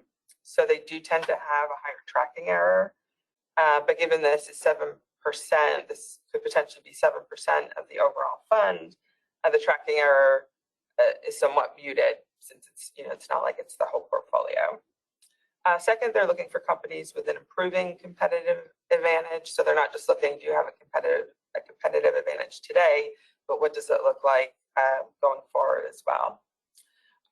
Three, a strong corporate culture. So they're looking at the strength and quality of management. They're very focused on culture. And then they're also looking for a relatively focused portfolio. So they want to hold about 50 to 70 stocks in the portfolio with the idea that they don't want to dilute the portfolio with some inferior ideas. Performance, again, has been very strong for WCM. Obviously, they've been in a positive environment for growth managers, which has definitely helped since they're focused on some of those traditional growth sectors. But performance has been strong. Fees on this account, again, this would be a separate account, and fees are 70 basis points. And then the fees on the white label fund, if we were to allocate 7% to each investment manager, would increase from 32 basis points to 37 basis points. And Callan will go through some more statistics on the white label fund structure with inclusion of these managers, as well as a potential passive option as well. So I could take questions now, or if you want to go through Callan's presentation first, we can do that. Sure. Move on. Okay. So Weston and Elizabeth, if you want to move on to your presentation. Great. Thank you. This is Elizabeth Hood. Can everyone hear me okay? Yes. Great. Thank you. Well, I want to be mindful of time, so I'm going to focus on comments that are additive to what Lauren said and avoid those that are repetitive. So maybe, let's see. I think that's the appendix, right? So if we could go back to page 15, which I think might be slide 242. As Lauren mentioned, the goal today is to help the board determine how best to implement your decision to broaden that international benchmark from the MSCI ACWI ex-US to the ACWI ex-US IMI index. And we'll walk through two options. First, we're going to look at the passive, so maybe back one page, please. We'll start with the simpler one. So currently, the international passive equity option offered to participants is managed by BlackRock using the ACWI ex-US index fund. And as Lauren mentioned, BlackRock also has an ACWI ex-US IMI index fund. So effectively, it's the same index that you have now, but adding in small cap. So there is a product that exists for that at BlackRock. We looked at other providers, and we did not find anybody that was more compelling, either from a management and execution standpoint or from a fee standpoint. Importantly, BlackRock has agreed to maintain the same fee of 0.021% or 2.1 basis points, which is very compelling in this space. So even with adding this more expensive component, the fee stays the same. So we would recommend that the board approve a transition from BlackRock's ACWI ex-US fund to the ACWI ex-US IMI fund with no fee impact to participants. Any questions before we move to the active option? Proceed. Great. All right, the next page, there's a few more nuances in the international active equity option for participants. Currently, this option consists of two managers, Bailey Gifford, which is a more large cap oriented growth manager, and Mondrian is a more large cap oriented value manager. So the two complement one another well. So we're looking at how best to add small cap into the mix. So there's a few decisions to make here for the board. First, we looked at the allocation. So how much should we be putting into small cap? And we're recommending a 14% allocation, which is right in line with the percentage of small cap that's in the broad index. We don't want to add any risk by trying to time the markets and trying to guess if small cap is going to do better or worse. We really just want to give participants neutral exposure. So that's how we came up with that 14% allocation there. We also want to be style neutral. So we've talked about this in the domestic equity side quite a bit. Same thing applies to international. We don't want to try to guess when value or growth will come out of favor. So we want to have equal exposure to both styles, both in large cap and in small cap. So you'll see that all of the recommendations are neutrally balanced by growth and value style. And then the last decision point for the board is the type of managers and the number of managers. So in our initial recommendation, we had talked about having 2 active managers, and again, balancing those equally so that we get good, broad, diversified exposure. We also looked at a passive component. So if we can't beat passive, we should just go passive. So we wanted to make sure to do a full comparison of active and passive options to give the board full information. So you'll see these in mixes 1 and 2. Mix 1, again, style neutral, 86% large cap, 14% small cap, right in line. And the small cap in option 1 would be passively implemented by BlackRock. So BlackRock does not have an existing product, but they can kind of make one. So they're proposing to blend 3 existing collective investment trust strategies they manage. It would be an EFA small cap, an emerging market small cap, and a Canada small cap blended together to round out that small cap component there. So that's the mix 1, which is active large cap, passive small cap. And then mix 2 lines up with that original recommendation. So here we recommend using active for 2 reasons, really. First is within the plan structure, participants who want to be passive have that option. So the BlackRock option we just mentioned, for anybody who is more concerned about lower fees, they can invest passively. So we think the expectation here from participants is that this would be a fully actively managed option. So we support active there.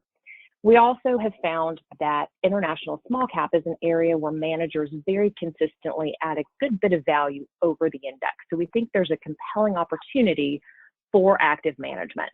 So essentially you will get something for what you pay is the expectation here. So this is the portfolio structure that Lauren outlined, where we keep, again, the 86% of the portfolio in large cap balanced between Bailey Gifford and Mondrian, and allocating 7% to WCM, which is a more growth-oriented small cap manager, and 7% to Acadian, which is a more value-oriented manager. So that's the 2 structure options for the board to consider. And on the next page, we look at the managers themselves. We'll start with a quick look at the managers, and then importantly, we want to look at how the managers fit within the total portfolio context. So we want to make sure you're comfortable with the underlying components, but also we need to think about what the participants see and what the participant experience is, which is not just WCM or Acadian or BlackRock, it's the managers combined with Bailey and Mondrian. So starting at the manager level here on page 6, you'll see we show on the left-hand side the index. As I mentioned, BlackRock doesn't have a product, so we're not showing the product here. This is just index information, but that is the fee that they have proposed, which is 3.5 basis points for that passive exposure. So again, no excess return here. You're just getting market performance. To the right of that, you'll see WCM and Acadian on a standalone basis, and then importantly, that 50-50 blend. Because here, we're not just hiring one or the other, we're hiring them to complement one another and to bring balanced and diversified exposure there. So what you'll see is that both managers on their own have added value even after fees. So Lauren mentioned the fees. WCM's fee is 70 basis points, Acadian's is 64. And both of those are well below their peer median average of 0.85%. And again, keep in mind, this is just going to be 14% of the total option. So participants only pay a portion of this within the option, and we'll look at that blended fee in a minute. So they are higher, but in a smaller percentage. So on a gross basis, both managers have added value. Even after their respective fees, they've added a good bit of value. So that's the net excess return annualized line. So that's how much have they added value over the last 5 years after paying that fee. And when you put the 2 of them together in that 50-50 column, after paying fees, they've outperformed the index by 8.7%. So of course, we can't guarantee in the future, but when we look back, we would have been very well compensated for taking on that fee. And that's something that's really important to us. We agree with the treasurer. We want to be very mindful of fees and definitely not increase them if we're not going to be really, really rewarded for them. So we've seen good evidence there. I think it's also important to think about the overall pattern of performance. So when we look at the up market capture and down market capture, you'll see that both managers individually and combined collectively have added value in both up markets and protected capital in down markets. So what this means is over the last 5 years, if the market was up 10%, this 50-50 allocation between Acadian and WCM would have been up about 14.7%. And if the markets were down 10%, they would have only been down 8.2%. So protecting capital, but also participating in growth. So we think that's, again, a good trade-off, looking both at return and risk and fees. We do find that that's compelling in terms of looking at the combination. And that's part of, Lauren mentioned the process we went through, and we looked at the individual managers, but also how well do they work together. And we feel that this blend is additive for participants. Okay, on page 7, or the next slide, we put this into the context of the total portfolio. And again, this is important because this is what participants actually experience. Because of the multi-manager structure, they can't just buy WCM or Acadian or Bailey Gifford. They get the whole option that you all design. And so we want to look at what their experience would be and what the impact would be versus the current structure of adding small cap, and how that would look with mix 1 with that passive option and mix 2 with that blend of Acadian and WCM. So here, kind of similar to what we saw with the managers on a standalone basis, but just adjusted overall. So relative to the current, you'll see again, good value add in up markets and down markets. So improved up market capture, and down market capture is similar, ever so slightly lower, and better outcomes with the active management. You'll see the overall fee for the option would increase if you use active management. So today participants are paying 0.33% or 33 basis points. And if we add active management, it will increase by 4 basis points. So then we look at those excess returns I mentioned on the other page. We've got the gross and net. So before fees, adding Acadian and WCM increases the return versus the benchmark. So outperformance of 3.2%, and after paying fees, 2.8%. So we feel like that's a pretty healthy margin of outperformance, even after fees, that gives us comfort in recommending. Again, we never take anything lightly when it comes to raising fees. So we feel like that's a pretty compelling argument that justifies a 4 basis point increase to participants in the overall option. And again, for better upside participation and better downside protection overall. So I'll pause there, again, wanting to be sensitive to time and see, I know that's a lot of information, so wanted to pause and see if anybody has questions or observations. Any questions? Mr. Chairman, this is Steve. I've read this extensively, and I'm ready. I'd like to make a motion that we approve the 3-part recommendation by Lauren in full. Okay.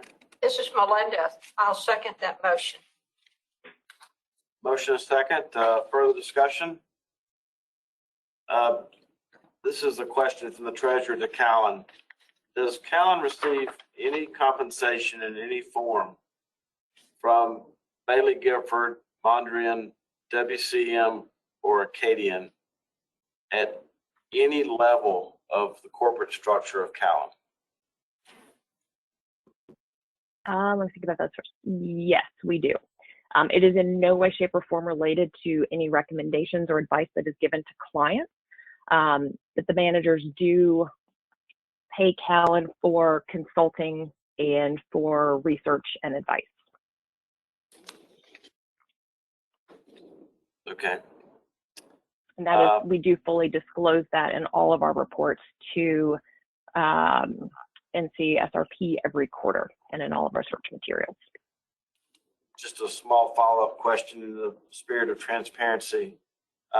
Would you say that compensation that you receive for those things that you just mentioned dwarfs the compensation that you receive for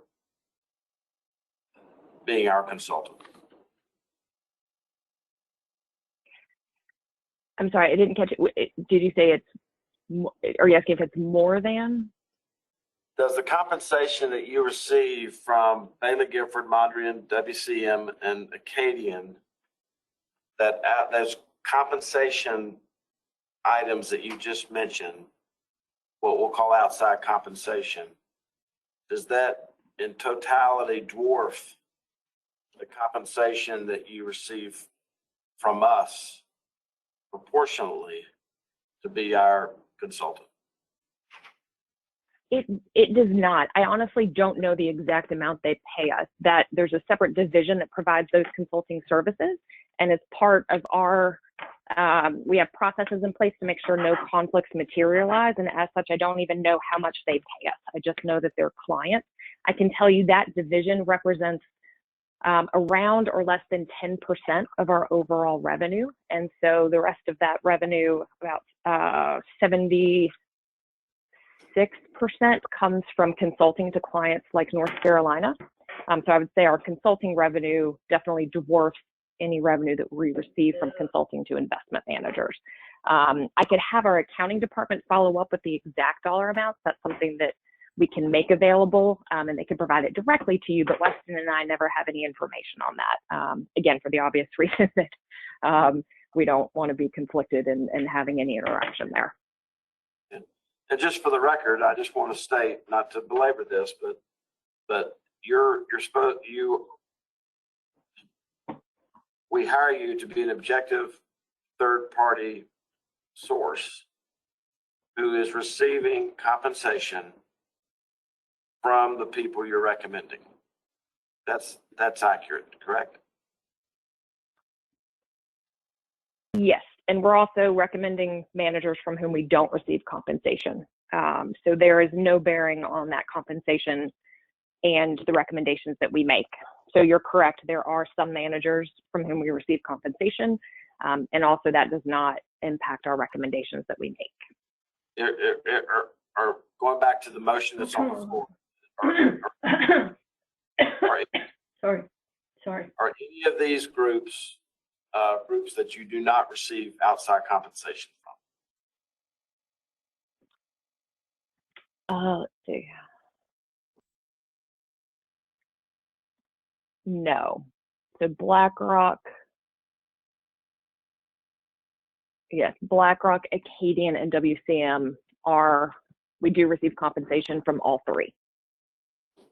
So for the record, for our board, in the spirit of transparency, you have not recommended anyone to us that you're not receiving compensation from. In this particular search, that's correct. We have a motion on the floor for the reasons I think that you're probably picking up on in my questioning. I'm more in favor of option mix number one, but we do have a motion on the floor and we have a second. And any further discussion or questions? And I'd like for all of my questions and also all those answers to exactly be reflected in the record.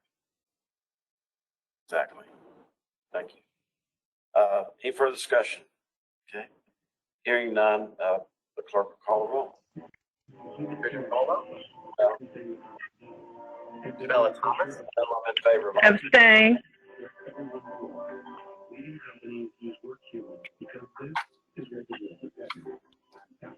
Ray Johnson. Aye. James Lumpkin. Aye. Michael Lewis. Aye. Nels Roseland. Aye. Wyndon Hitler. Aye. The ayes have it. Thank you.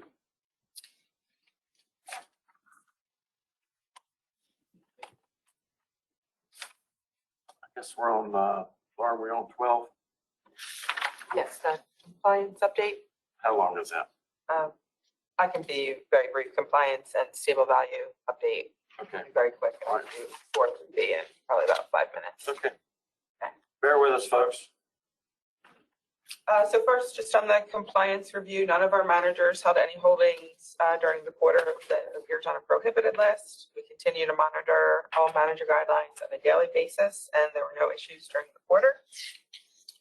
I'll move on to the stable value custodian transition update.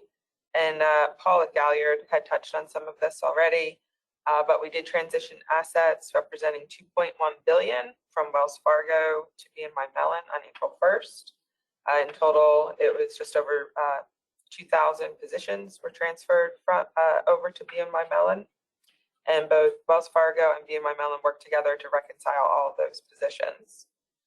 All of the separate accounts that were previously custodied at Wells Fargo are now with BNY Mellon.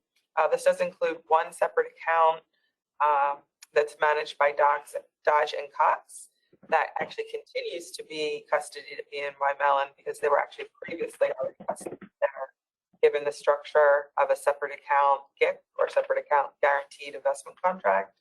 Those type of investments, actually the insurance wrapper sort of has oversight of the custodial relationship. So that account was already with BNY Mellon. So now we've moved everything else over, and Galliard continues to provide the total book valuation for that full stable value fund. We have engaged Clifton Larson to perform a full audit of the transition, and this is scheduled to begin sometime within the next week or so. Happy to take any questions on that. Otherwise, I can move on to the 403B review. Okay. If we start on page 3 of the 403B report, looking at total assets at the end of the first quarter, we had $28.2 million in the plan, with $14.8 million in passive and $13.3 million in active funds. If we move to performance on page 4, I'll actually go to the active managers. Metropolitan West outperformed their benchmark, although both the benchmark and the manager both had negative performance for the quarter. This is really due to interest rates rising during that time. But Metropolitan West's relative outperformance for the quarter was due to their issue selection in corporate credit, as well as their allocation to mortgage-backed securities. And also they were short duration relative to the benchmark as well, which helped them in a raising rate environment. Moving on to the principal diversified real asset fund. They did outperform their benchmark in the quarter. The fund was up 4.2%, and as real assets showed really strong performance in the quarter. And their relative outperformance was due to strong manager performance within the natural resources sector. Moving on to the Vanguard Windsor Fund. This fund outperformed their benchmark just slightly in the quarter, and they were overweight utilities and communication services, and also overweight consumer discretionary, which helped their performance in the quarter. Moving down the line to T. Rowe Price, they did trail their benchmark in the quarter, and it was really their stock selection in the tech and consumer discretionary sectors that detracted from performance. They did receive the April monthly report, and they did outperform by about 6 to 8 basis points in April. So we're seeing a strong start to this quarter. Moving on to DFA. So DFA's small cap portfolio outperformed the benchmark for the quarter and is now actually outperforming on a 1-year basis as well, given the recovery that we've seen in value stocks. So if you can remember, they've been underperforming for a while, and we always kind of talk about it's really their process that's causing the underperformance. This is kind of a good example. You can see in an environment where values outperforming, they actually have done well. And then finally, Bailey Gifford, the International Equity Fund, they did underperform their benchmark for the quarter, given the growth underperformed value, but they are still showing outperformance for the 1-year time period. So happy to take any questions on that. Any questions?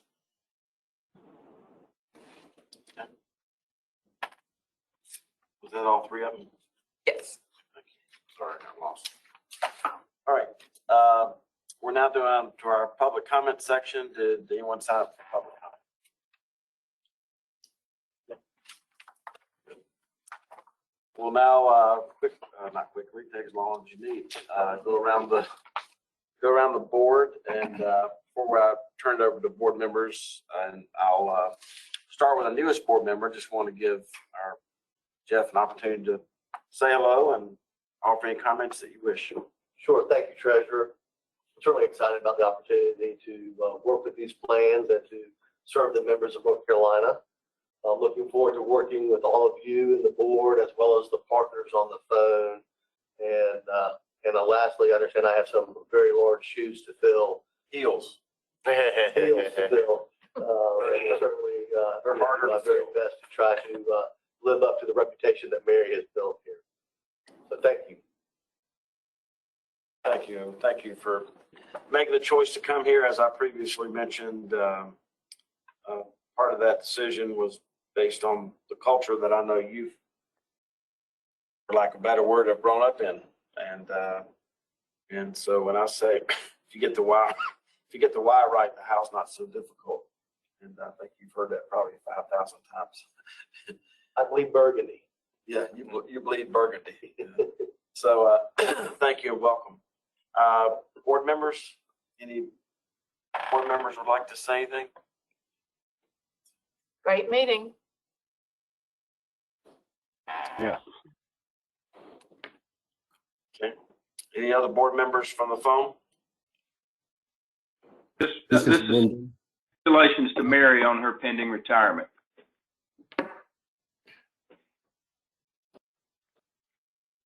Any others? Yeah, this is Wyndon. I want to thank you for having me, and I hope that I can help create value for the board and for the employees of the state. Thank you, Wyndon. Thank you for participating. I was supposed to go to you first. I just said I was going to go to you first. I apologize for not doing that. Board members, you have a really thick board book here, and about 40% through that is some examples of the outreach that Christy and staff have been working on as far as our outward communications. And, you know, it's, as I said earlier, it's trying to drive home. If you do it better, cheaper, go do it. This is a decision you never have to make. You can stay here forever. And a lot of that's being reflected. And there are examples of that that we can provide you larger print examples of if you're requiring you of that. So be sure to go and just take an opportunity to look at those materials, because that's our, as some of you know, my mom was a switchboard operator, and you know the switchboard is the front door of any place back in the day. And in some respects, the work that Christy does is the front door to the state supplement. So I appreciate that. I'd like to close our meeting in honor of two deputies who lost their lives in the line of duty in the last 4 weeks. I attended that funeral 3 weeks ago of Deputy Ward and Deputy Fox from the Watauga Sheriff's Department. As most of you have heard me say too often, when I'm asked what do we do here, we're in the check delivery business. That's what we do. We just sent out 542. Tom just sent out 342,000. Scared you, Tom. Tom just sent out 342,000 checks to those that have told, protected, or otherwise served. That total about $560 million. It's going out sometime in the next 48 hours, I presume. Or maybe a couple days ago, yeah. And my point of saying that to you is that, you know, those people receiving those checks those are all blessings, you know, but unfortunately, Tom, supplemental, and the retirement system have to deliver checks that aren't blessings. And those are to the families and the decedents who have lost their lives in the line of duty. And as I've said in other board meetings, in visiting with those families 3 weeks ago, that you know, no Mother's Day and no Father's Day, no holiday, no day is ever going to be the same.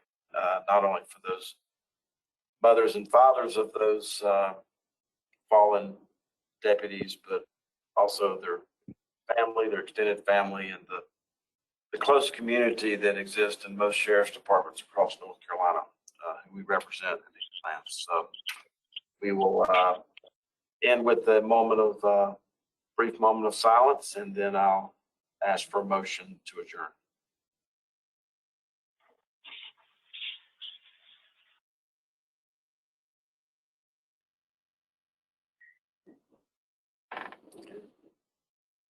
Thank you. Wyndon, would you like to make a motion to adjourn in honor? Sure, I would like to make a motion to adjourn this meeting on May 27th, 2021. Thank you. In honor of Deputies Ward and Fox. I second that, Bella. Have a motion, a second. Any further discussion? If not, the clerk will call the roll. All right, Treasurer Falwell, Yes. Ray Johnson, Aye. James Lumsden, Aye. Great meeting. Thanks, everybody. Melinda Barrett, Aye. Michael Lewis, Aye. Nels Roseland, Aye, and thank you, everybody. Steve. Aye. We're adjourned. Thank you.